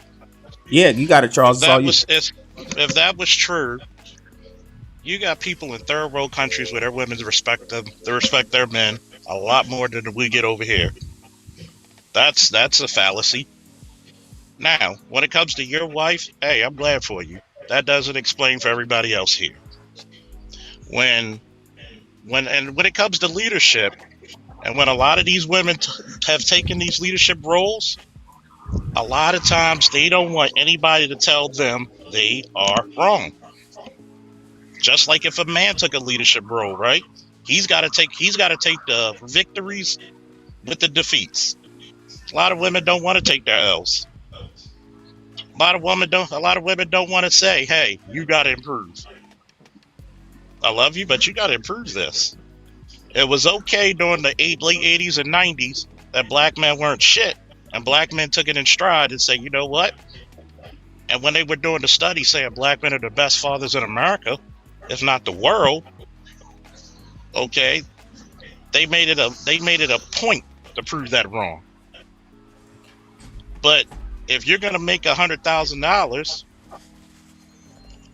and you're gonna bring a lot of masculine energy, I'm sorry, that is not the way you're gonna get a guy, especially a guy who makes $100,000, $200,000. Nobody is arguing Yeah, that a woman. that is the argument, because you just said That's about the not the leadership. argument that I made. If you take, I'm saying that the even if the foundation. leadership, Wait, hold on in time. even if Go ahead, Charles. I'm because waiting. we're going from, even when we go through foundational womanhood and hypergamy, guess what?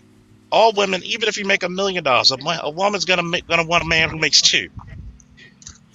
But guess what?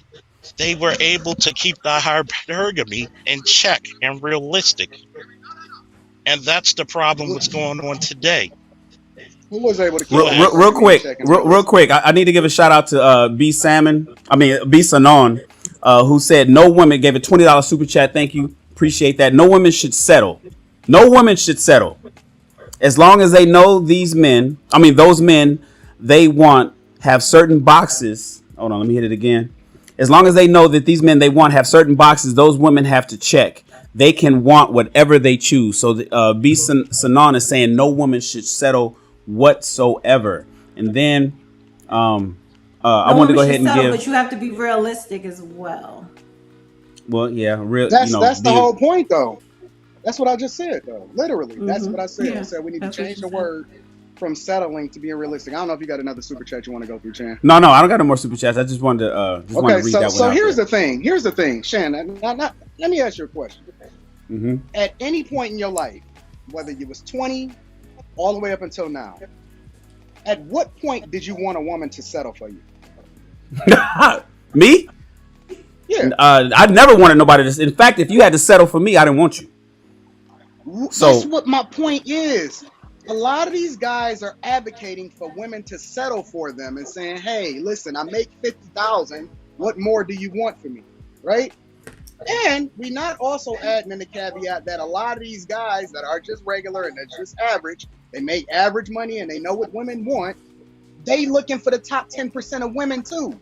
It's not like they just going to settle for the regular chick that's at the library or something like that. They not hunting for them chicks, right? And that's my point.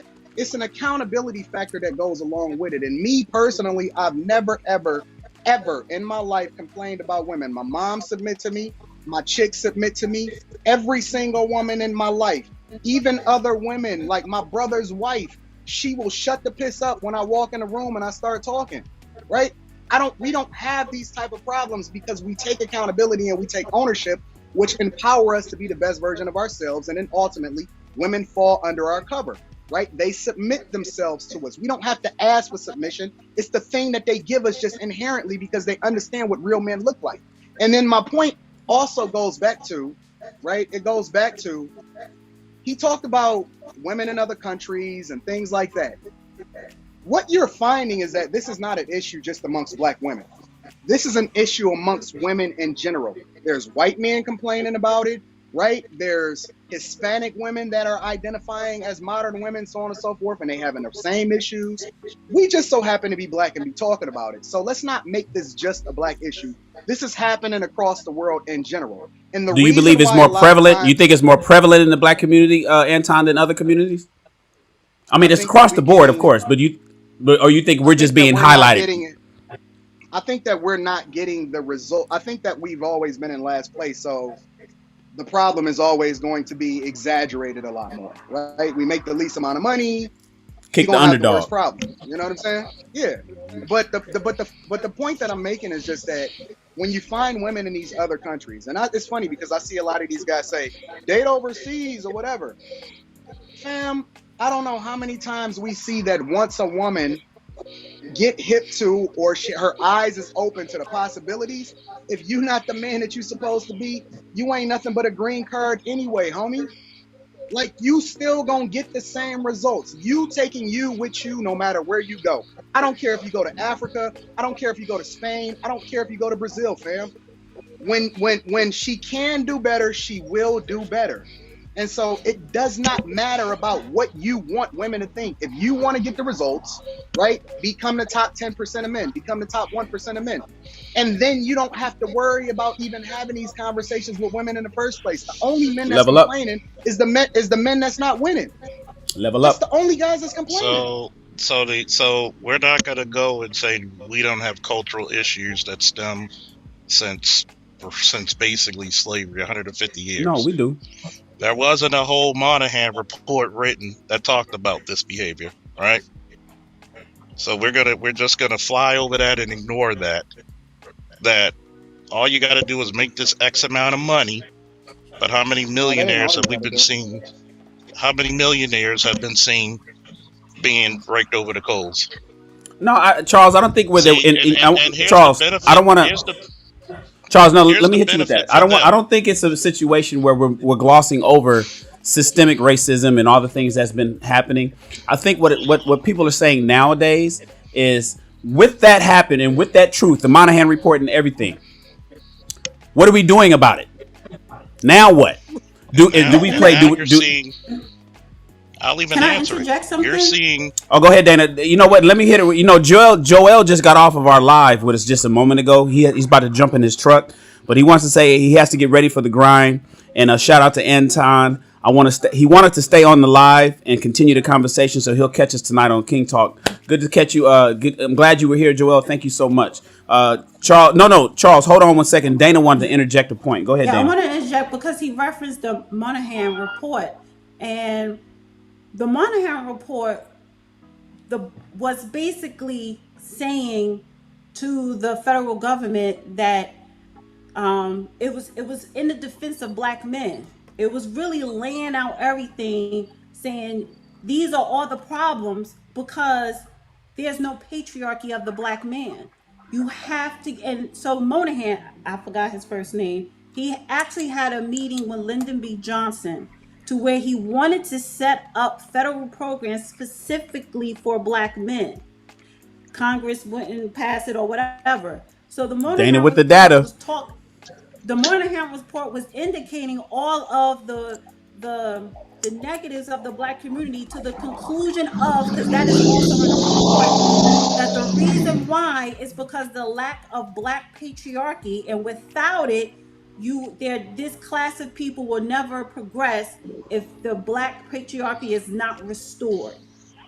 Nothing came about When was there a black patriarchy in now America? it's reversed to where, yes, when you're looking at it on a state, federal, even on a private level, they're focusing on the women. And when you have more focus on the women and not the men, you have this matriarchy of society. And Judge Joe Brown said it the best. He was like, matriarch society never existed or never lasted, only in the inner cities. In the black community. And the reason why I brought up that's the exact reason why I brought up the Monahan report. It's but cultural. You didn't say that. So Charles, let me ask you a everybody question. who read it knows it's cultural. No, then everybody on top do of not that, know that. when did we have a black patriarchy? When? It was. Charles, can I ask you a question? Go ahead. The answer is probably never, Charles. But go ahead, Anton.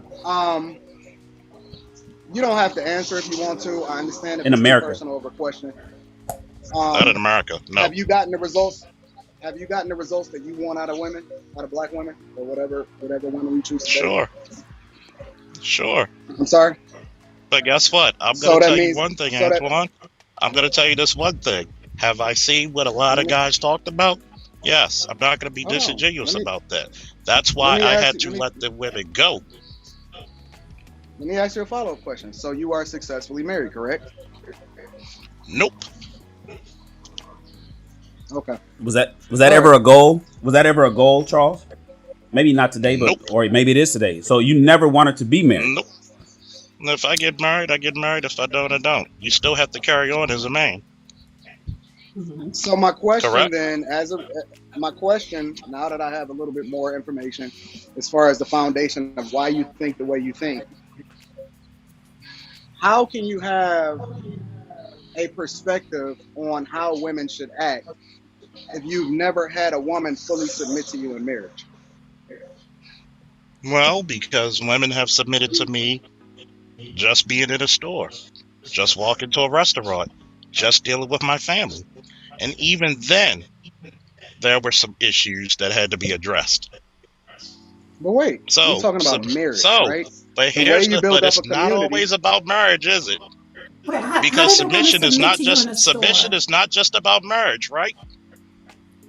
Just like you hear, oh, I'm gonna be submissive for the right man. But how many men came out to help women in their time of need, and they still had to submit to them? So if a guy was changing, if Dana had a flat tire and some random guy changed the tire, is she going to tell that guy, well, fuck you, I don't need you? Or is she going to take the kind gesture? Which is a form of submission. Yeah, that's politeness, and that's what I was saying. I don't really know how that's submission. And that's a form of submission. Like, oh, thank you, because you're polite? Being appreciative. You're being cooperative. He's not asking Dana to sleep with him, get his number. He just sees a woman in need. Charles, I think you're playing with words. And that's one of the biggest problems. You playing with words? I'm not playing with words because submission basically is cooperation. That's true. That's true. That's true. It's not, Dana. Submission is not cooperation. Cooperation is cooperation, and submission is submission. It's two different things. And just because somebody cooperated with you, listen, I'm cooperating by being able to have this conversation with you, right? We're exchanging ideas and thoughts. I'm respectful of you. You're respectful of me. I'm taking into consideration what you're saying. I'm cooperating. Like, cooperation is not submission. Submission is completely different, especially when you frame it in the form of marriage, right? The biggest way that you build wealth within a community is that first it starts within your own household, especially amongst two people, right? If you understand the purpose of marriage, if you understand the business of marriage, if you understand how women move differently when you marry them, then you would, I think that it would color your ideas or your thoughts a little bit differently, as far as your talking points when it comes to. Let me ask you this question, Antoine. Wait, real quick, Charles, before you hit him with the question, I wanted to shout out Cole Black. Cole Black has been heavy in the chat. He's keeping the chat super spicy, and then he hit us with a super chat. Abortion, feminism, family court laws, birth control, etc. are all ultimate expressions of hypergamy that is state-sponsored and is unchecked. You know, I'm gonna keep this live chat. Yeah, hell yeah. I'm gonna keep this live chat up after the broadcast so people can see, because Cole Black has been spitting a whole lot of game up in the chat section. And then we got Dwayne H with a $2 super chat. Thank you, Dwayne, for that $2. You could have kept that, but you gave it to your boy, and I'm gonna make sure we use it to promote, do big things on this channel. He said, shout out to April Mason. Listen, April Mason is my friend. I talked to her this morning, and we were chatting a little bit this morning, because she's trending right now based on the fact of what she said about, because you know she's really big in Atlanta. She's in the ATL, and she basically was like, "Yo, I used to have a matchmaking service, and I stopped that in 2013, and now she's been teaching women about being feminine, and been giving feminine classes and courses on how women can assimilate and get better with men in the dating realm. And her focus is strictly on women becoming better women. But April basically put a post up yesterday that she was simply fed up, in short words, fed up with the way that and the expectations that women have been coming to her, single women particularly, have been coming to her. And she said it's too much for her to bear. And so she's given up on that whole feminist course. But she's going to let her videos be there for the women that actually want it. So, yeah, man, shout out Dwayne. I appreciate the super chat. Now, I stepped on you, Charles, but go ahead, Charles. But here's the question for Antoine. Was your wife trained to be one before you met her? No. Why not? What do you mean, why not? Why not? Did she grow up with a mother? I don't really. Yep. Did her mother train her to do wifely duties and how to treat a man? No. So, you had to do all the training yourself. No. She had to learn on the fly and on the job. She didn't have to do all of it herself. So, in other words, what happened in the black community was a lot of functionality lost. Even when I go back to my parents, a lot of men and women were trained to be husbands and wives. And somehow, some way, we lost that.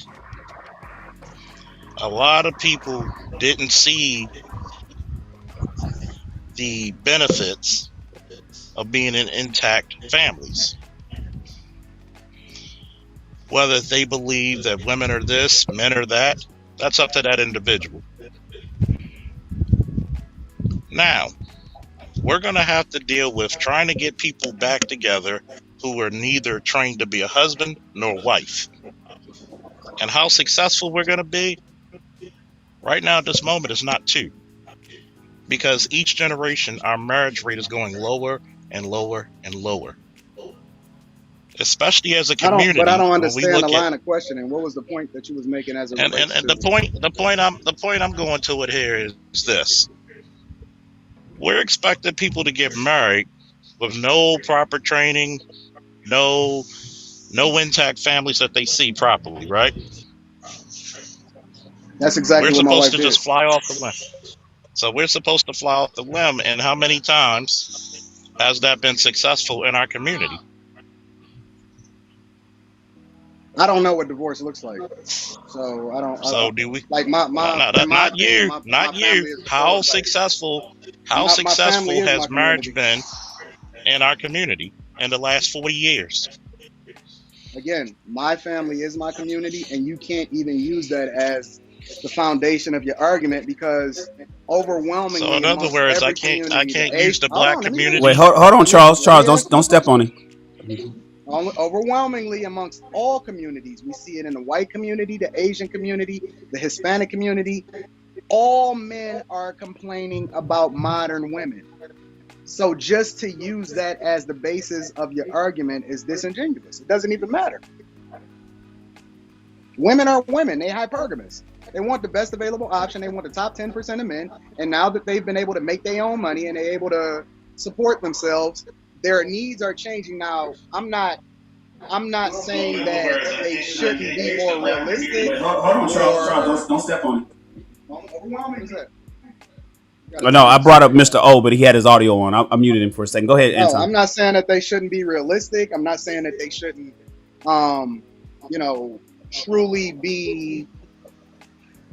That they should truly understand how they need to take accountability for how they're acting, especially modern women, right? But that's a completely different conversation. My point is that women are women regardless of what community of women that you're talking about. So we're gonna try to be disingenuous over the entire black community, and because we're definitely the canaries of in the coal mine. And we have this modern, and we were smack dab ground zero modern feminism. And if we see this issue going on, and a lot of men have daughters, do you see the future of each of these modern women getting married? Are we going to see an abundance of them getting married, or are we going to still be stuck in the same rut that we in? Because I'll put it. A lot of this stuff going on here is an easy fix, but I don't understand how you can have a conversation about marriage, or you can even propose how women should operate when you don't even truly understand, or you've never experienced it, and you can't I understand women. Speak to it. Trust me, I don't me, understand that. I've been around women all my life, and I understand women completely. Now, are you going to have some women who are realistic to their situations? That don't mean that I can swim across the lake. That don't mean that I know how to tread water. Just because I've been around. That's because you're real. That's the same thing I said. Because you're realistic. If you can be around water all your life, and if you can't swim, you still got to deal with the consequences of not being able to swim if you jump your ass in that lake, right? You actually just spoke to your own situation. You are not an authority on how it is, and why should people listen to you when it comes to, and I'm saying this respectfully, I'm not dissing you, I'm just asking a question, right? Why should people listen to you as far as your thoughts about how women should operate and how they can be successful when it comes to building a family unit, when not only have you not done it, but you have no interest in it whatsoever? Maybe because I still raise my son and he lives with me, and I could do it with or without a woman. Regardless if I have a wife or not. Guess what? Regardless if I have a wife or not, I still have to raise my son. So, and then here was the women. Here's a question mark. How long have you been married? You didn't answer the question. 17 years. What does it? 17 years. So, when I've been dating and dealing with modern women, and getting to know, okay, something's going on here that I'm starting to pick up on a trend. Yeah, that's what makes me an expert in it, because I've actually had to date these women throughout 25 to now, various ages. So that's what makes me an expert in it. Because why are when you you had to dating deal and with you're one not even woman interested in for being married? almost 20 years, and I've actually dealt with multiple women, and I'm just thinking to myself, nah, something ain't right here. And I have to be honest about and wait a minute, and I have to be honest about the content of women out here, and to bake over and use hypergamy and modern women or feminism, whatever you want to call it, and use that as their crutch of saying, this is the reason why you get to act like this. But if you want a man to take care of you, you want to be a man, yeah, you're going to have to be feminine. You can't bring a lot of that. You can't bring any of that masculine energy. You're going to repel men if you do that. Here's the problem. And this is just my personal opinion. Because you decided to share this information, right? You said that you've never been interested in being married, correct?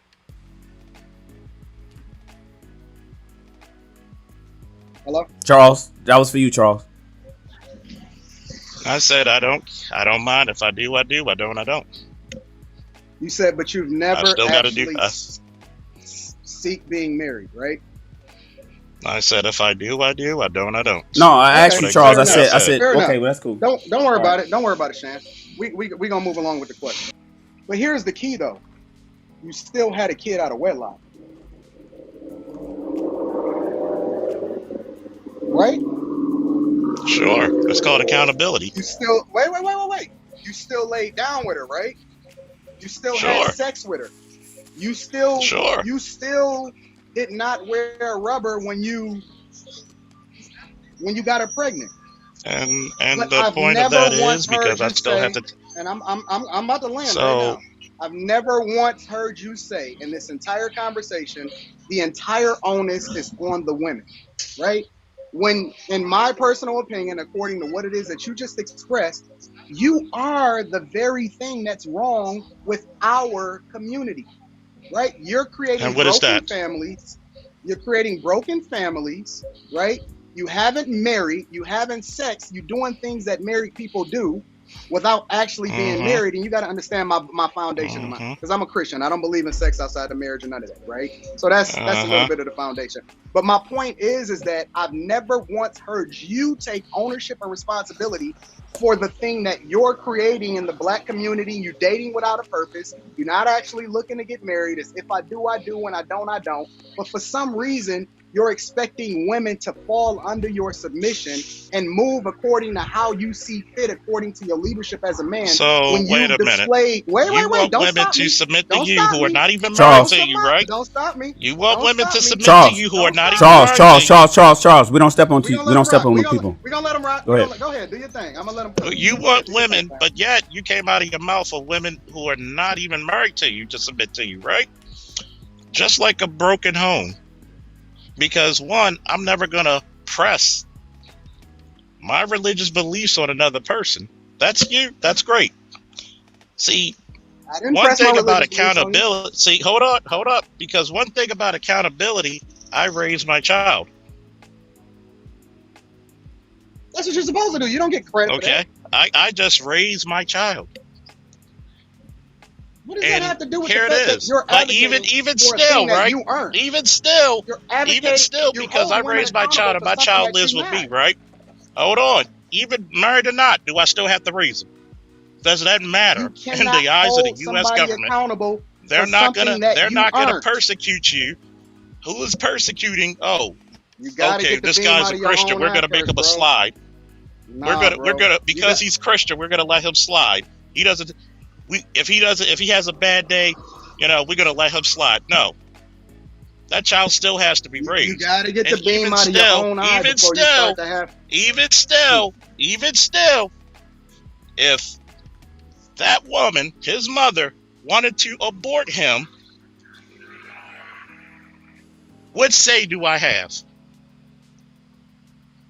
You're moving the goalposts. And I think we're getting off topic. You don't want to. Listen, moving the listen, goalposts, What bro. say do I have? fellas, check this out. Check this out. We getting off topic. I did want to give a shout out to Jay Lynn because she shouted me over a $5 super chat. She said women not wanting to take the blame for low morals in black women's society is beyond me. Yes, men messed up, but look at what we did with what they gave us. So Jay Lynn is basically saying, taking the responsibility and accountability, saying that she's sick of black women not taking accountability for it. Yeah, men messed up, but then what did women do with the things that men messed up? I get what she's saying. And thank you so much for that super chat. And then I'm glad my guy, Jonathan Barronville is here. And he steps in the room with his 49. It seems like that's his automatic go-to when it comes to my channel. I appreciate it, John. $49 super chat. He said, let's be clear. A $45,000 man would be settling for a baby mama like Dana, who has multiple baby daddies. The utter gall of these below average women to casually shit on average men. Reality humbles women like this. So he's taking shots. Dana was here. Then she walked off the camera. And then I took her off the screen, but then she disappeared. So Dana, if you're still here, I want you to pull up. I shot you a message in your DMs over at Instagram, Dana, but I'm not sure where you at. Jonathan is coming in with fire. He's shooting shots, and he's upset. So Dana, if you here, come on ahead and pull up. And then we also have another super chat from my guy Jamar Reed, $4.99 super chat. He said, "Yo Nupe, yo to the Noopes in the house, Spring 97, EK, Long Beach State. I'm seeing a lot of Peter Pans out here, brothers who don't want to grow up." Yes, sir. I agree with that. You know the Peter Pans.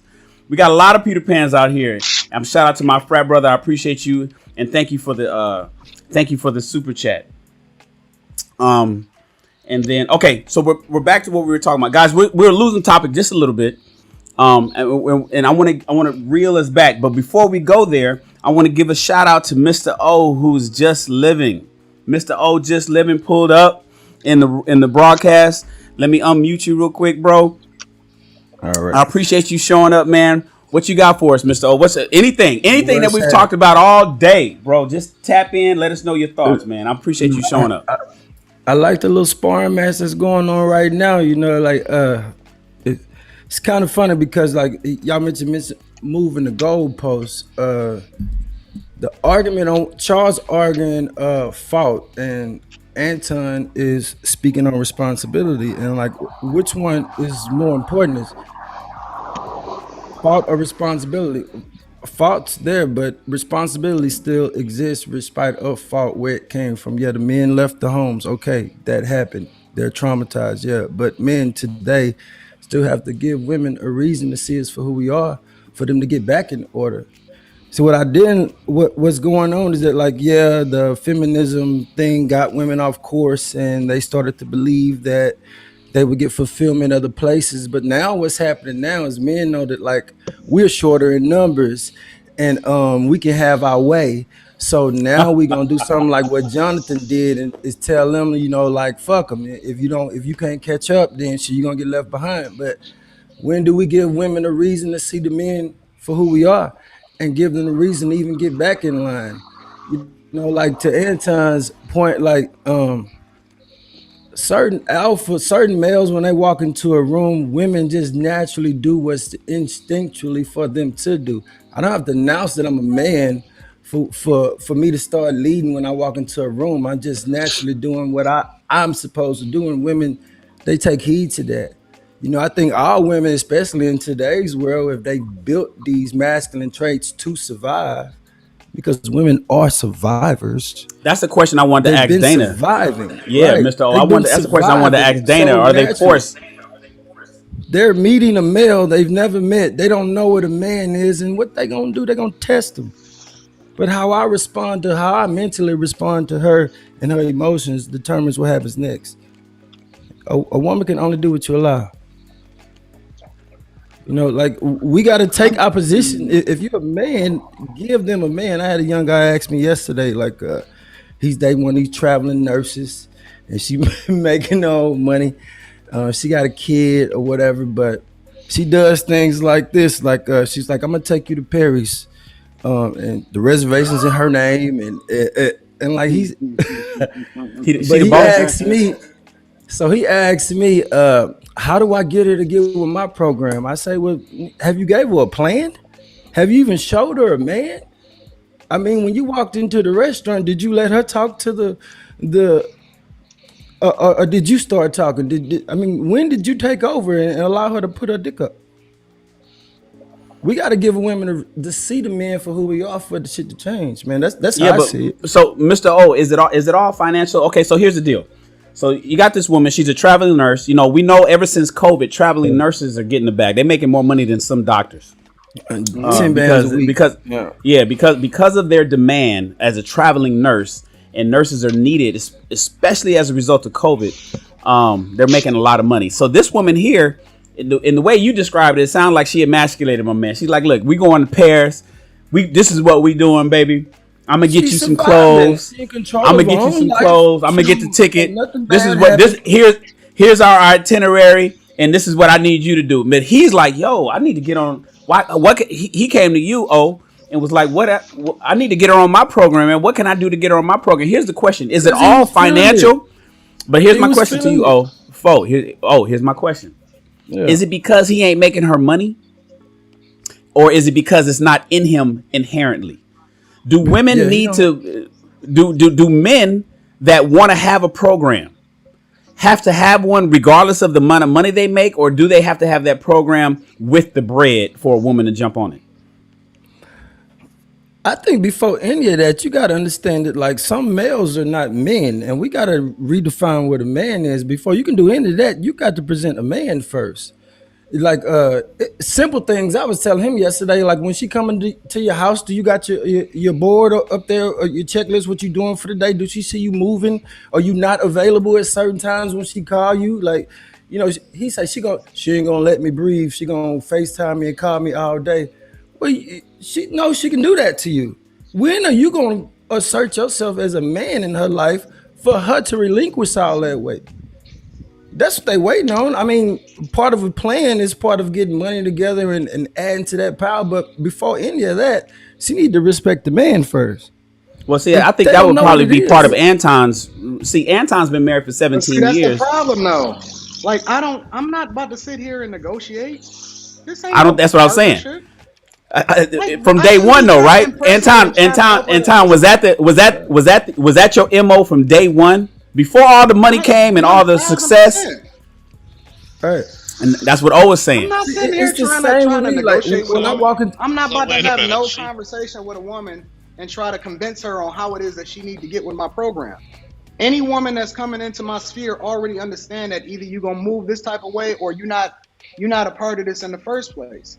And that's kind of what I was talking about, or what it is that you kind of stated, Shannon, that, you know, moving as a man is more than just the money, right? The money and the spaces that you're in, that gives you the confidence, it gives you the options to be able to do certain things and move certain type of ways. And that's what I'm saying, like, and it was one of the reasons why I was asking Charles some of these questions. It wasn't about, you know what I'm saying, anything specific, but I was trying to establish a foundation of how he thought, because often I find that women subject themselves to a certain type of guy. You don't even have to make $100,000 a year, which I hate to say it, but your other guest, Dana, she was absolutely right. That's not a lot of money, especially if you live in certain places of the country. You don't have to subject yourself, or you don't have to make $100,000 a year in order for a woman to get on your program. It's just certain dudes move a certain type of way, and women understand. And I don't even want those type of women in my sphere, right? I'm not gonna sit here and negotiate with you. And I just exactly don't understand, what I'm talking about. We want all women to move a certain type of way. I don't care. I only want the one that I'm gonna marry to move a certain type of way. I don't have to figure out how I can hold all women accountable. I just need this one woman to get on my program. But if I'm not even purposeful, right? If I'm not actually looking to get married, if I'm not actually being the thing that I want my daughter to marry, if I'm not being the example first, then what kind of leadership is she looking to follow in the first place? Is she just supposed to submit herself to me just because I'm a man? Is that it? Because I've seen more men act like women and women act like men. I'm just like this. Number one, when you talk about the traveling nurse, she makes anywhere from what, 90 to 130. She making like 10,000 a week. Yeah, they're making a little more than and that. probably more. So that's just on average, depending on how far they got to go. And I'm looking that's at it. pre-COVID. I'm talking post-COVID. They're up there with 200 grand. I'm She listening to spent old 400 story. on. She spent 400 on the meal, and then tore up the receipt so he couldn't even see it. Like, ooh. I'm listening to the story that Mr. O's telling, and I'm like, one, why is she with the guy that's not making that much? Two, she might love him, but she doesn't respect him, and there's two totally differences. See, he got his own money, but she wants to be in control so that she isn't vulnerable. Like, and I got a question for you, Charles. That's the problem that he should have said to her. Like, if he showed up as a man, she would submit naturally. It's in her nature. Women just gonna respond to certain caliber of men a certain way when they're in the presence of it. It's not even that. It's because she's so used to being a man. That's the problem. She's used to being a man. It is because he was raised by his mama too. He's used to being a man, and a lot of times in the black community, a lot of the men are taught to be subservient. Yeah. And so real quick, Charles. Real quick, I want to give a shout out. Cole Black hit us with another super chat. This is his second super chat. Responsibility without authority is slavery. Men are checking out of marriage because hypergamy is unchecked, which lowers incentive for the average. Thank you for the super chat. And then Jay Lynn came back with another super chat as well. $5 super chat. Men don't need a reason to stand in your don't need a reason to stand in your masculinity. Does not mean money will naturally follow. Wait, let me read this over here. I can read it better. I'm trying to read it on the screen. Men don't need a reason to stand in your masculinity. Does not mean money, women will naturally follow. Stand 10 toes down with what you allow. Will continue. I'm bad when there's no punctuation, but thank you, Jay Lynn. I appreciate you for the super chat. And then now Charles, are you suggesting that the woman that O was talking about, the guy, his boy and the girl, you first question you said was, why is she dating somebody that doesn't make that much money? Are you suggesting that she should only date somebody that most women should only date men? Hold on, Charles, let me finish my question, bro. Are you suggesting that women should date men who make as much as them or more, or they should not and should not date down, or is it more to a relationship than just the bread?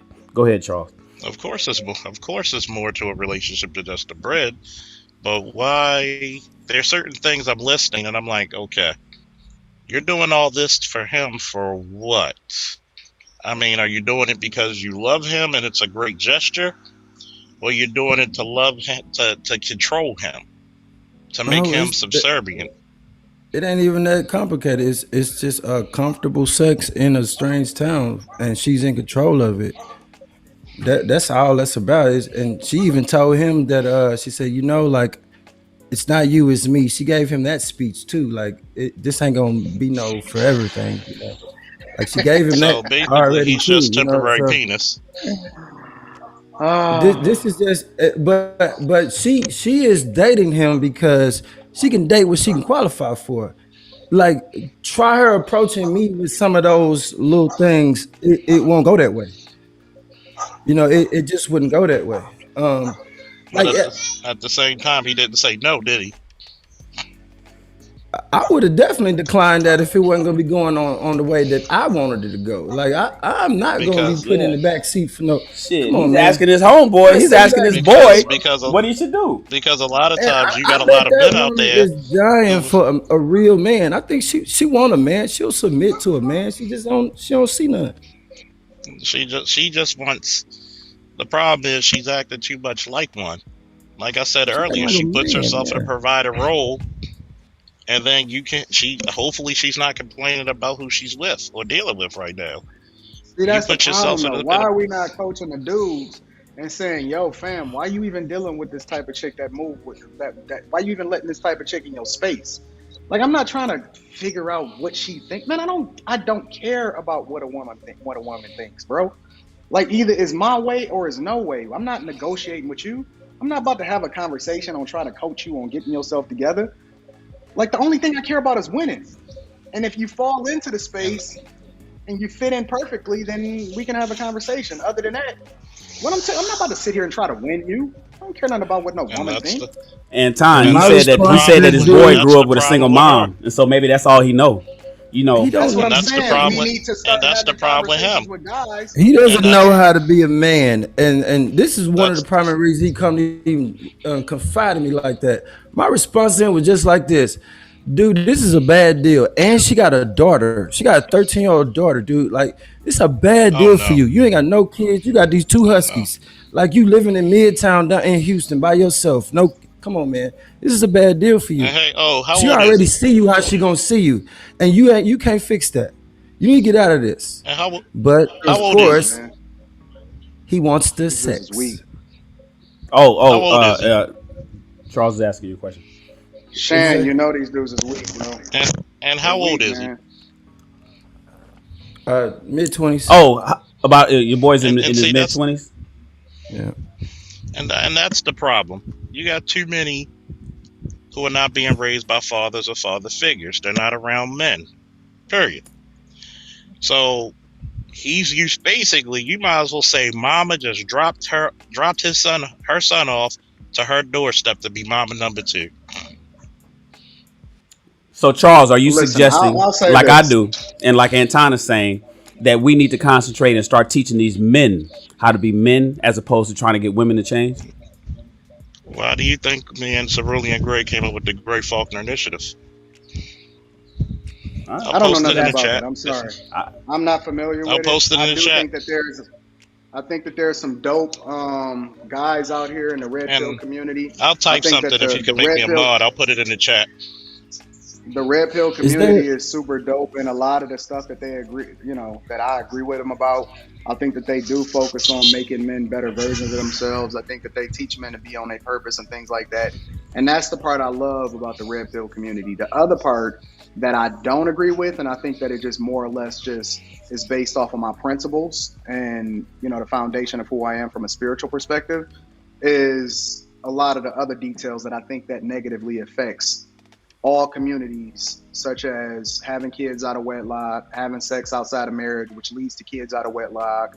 I'm about the solutions and getting to the root cause of why we getting into these situations in the first place. But I think that the whole idea is that we need to teach guys on how to be men and leveling up and focus on being the best version of themselves. And then they can start having conversations and seeing the value or the benefits along with being with women. But until then, bro, you just out here, you walking around like an accident, and you think that sex is the foundation of whatever it is that you're building. And it's small beans, bro. It's small beans. I mean, that's cute when you're young.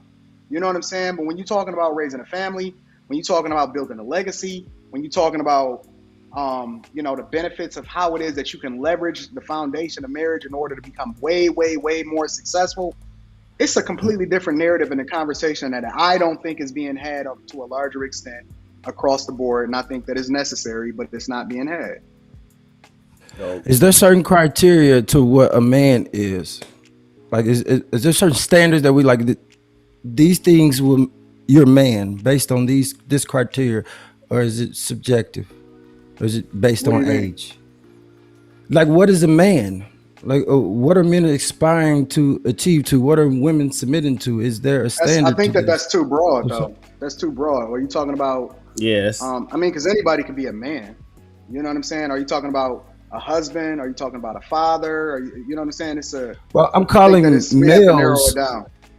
I'm using man as a title that's earned. It isn't just because we are males.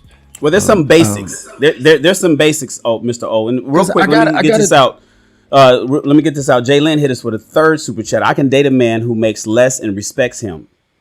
I will also submit happily. What you find is men who make less who won't control you. Not sure about the last part, Jay Lynn, but if the first part is true, then you're a very rare woman, and a lot of men will love to have you. So you won't be, if you're single, you won't be single too long if that's the kind of stuff that you're espousing. But Mr. O, back to you, and thank you for the super chat. But Mr. O, you were at, and what happened to Charles? Charles fell out. I didn't. So I lost Charles and I lost Dana. I don't know what's going on with me losing my guest. It's kind of bothersome, but I'll figure it out. I wonder if it's because my internet may have slowed down. But Mr. O, let me ask you this. Let me answer this. So you were saying, what is the basic? How do you determine a man? What is a man? What? Right. Well, it's subjective. It's and like Anton was saying. Well, you talking about a man that's married. You talking about a man that has kids. You talking about a man that has children. That's married with children. You talking about a guy that has children out of wedlock. You talking about a guy that lives on the East Coast versus what? It's a lot of different stuff. But there is some basics. One thing that men do, and this is the part that Anton was talking about with the Red Pill Society. See, the whole Red Pill thing is based off of what came from the movie The Matrix, right? If Neo took the red pill, then he'd see the real world and he got the truth. If he kept the blue pill, then he'd get to stay asleep. So truth is always important when it comes to men. What I advocate is, one, we are truth-based. Everything has to be 100%. Men, and that's why you don't really hear, I hear some women giving pushback saying men aren't accountable, but by and large, I think men are more accountable because that's ingrained in us from childhood. You know, when I talk to my sons, it's all about accountability. We don't lie. We tell the truth. So a lot of times when you see guys out here that's manipulating women, that's out there manipulating their boys, that's out there hustling and doing bullshit. And then when they get caught, they fucking start hemming and hawing and they start lying and they start that right there. If I had to say the basics of a man, because it's a lot of different nuances that make it. But there's a foundation that should go across the board for all men of all races everywhere on the planet. Accountability is important and truthfulness is important. If you got a guy or a boy or if somebody in your close 5 circle of friends is never accountable, get rid of him because that shit is infectious. You'll get infected by that, and next thing you know, you'll find yourself lying and bullshitting your way through life, and then none of y'all is gonna win. Everybody that I know out here in I know people all over the world. So everybody that I know that's winning and doing really well in life don't give a fuck about anybody's feelings. They care more about truth. Truth is what's important, right? Accountability is what's important. I don't care about nobody's feelings. You know, accountability. I don't care about nobody's feelings. Yeah. Accountability is super important.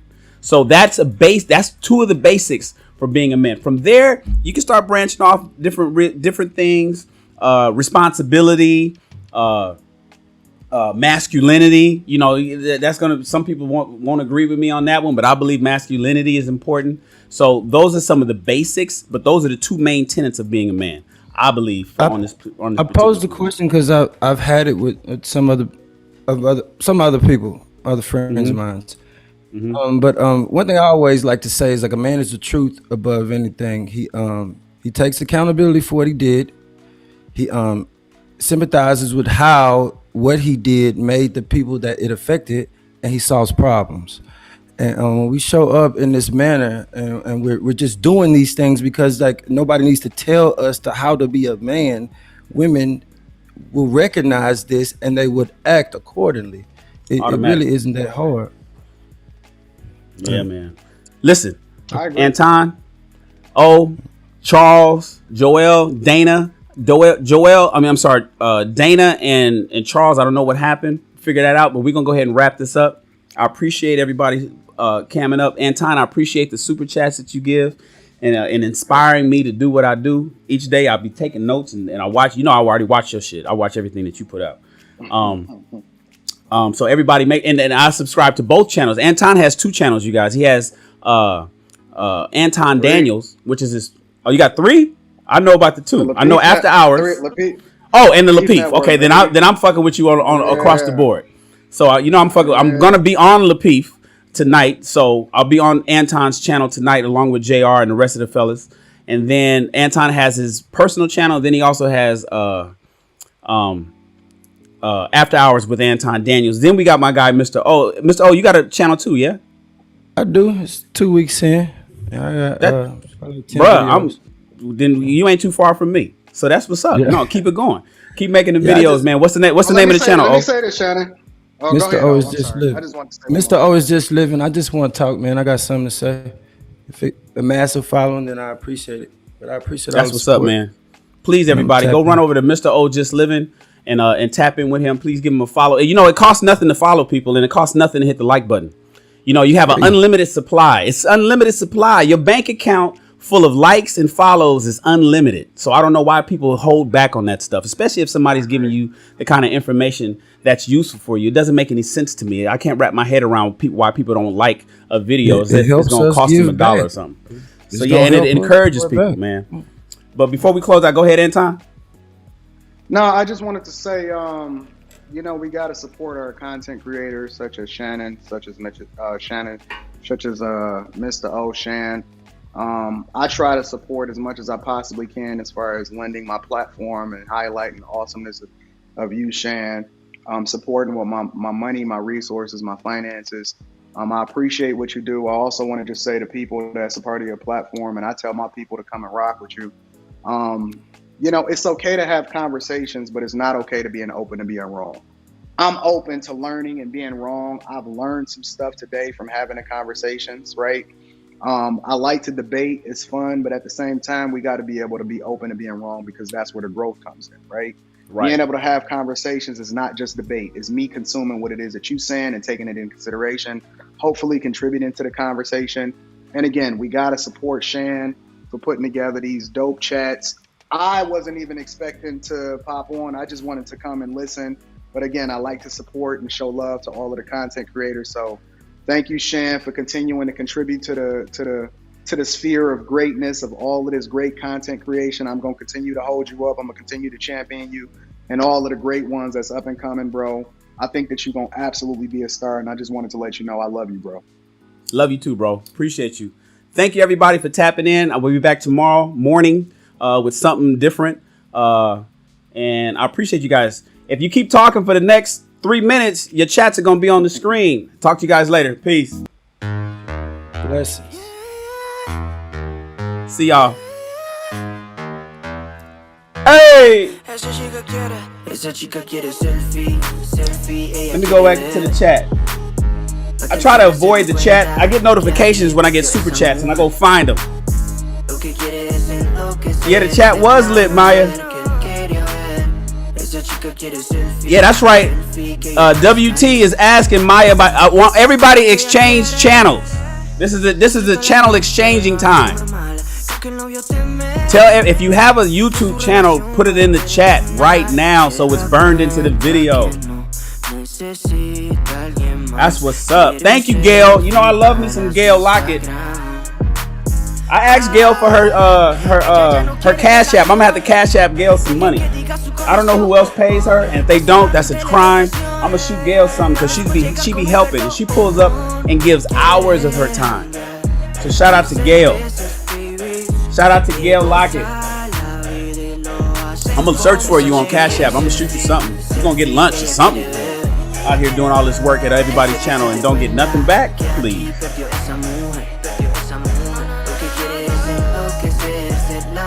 Cole Black was dropping game. Cole, you should have cammed up. Cole, Maya, I wanted you to cam up too, Maya. Next time.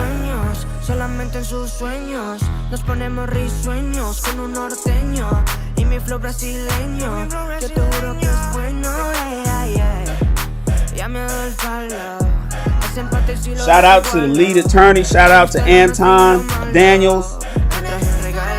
Shout out to Dana with the data. Dana is my girl. She's spicy. She's spicy. But I love me some Dana. I love it every time she pulls up, even though she left me today. Don't know why.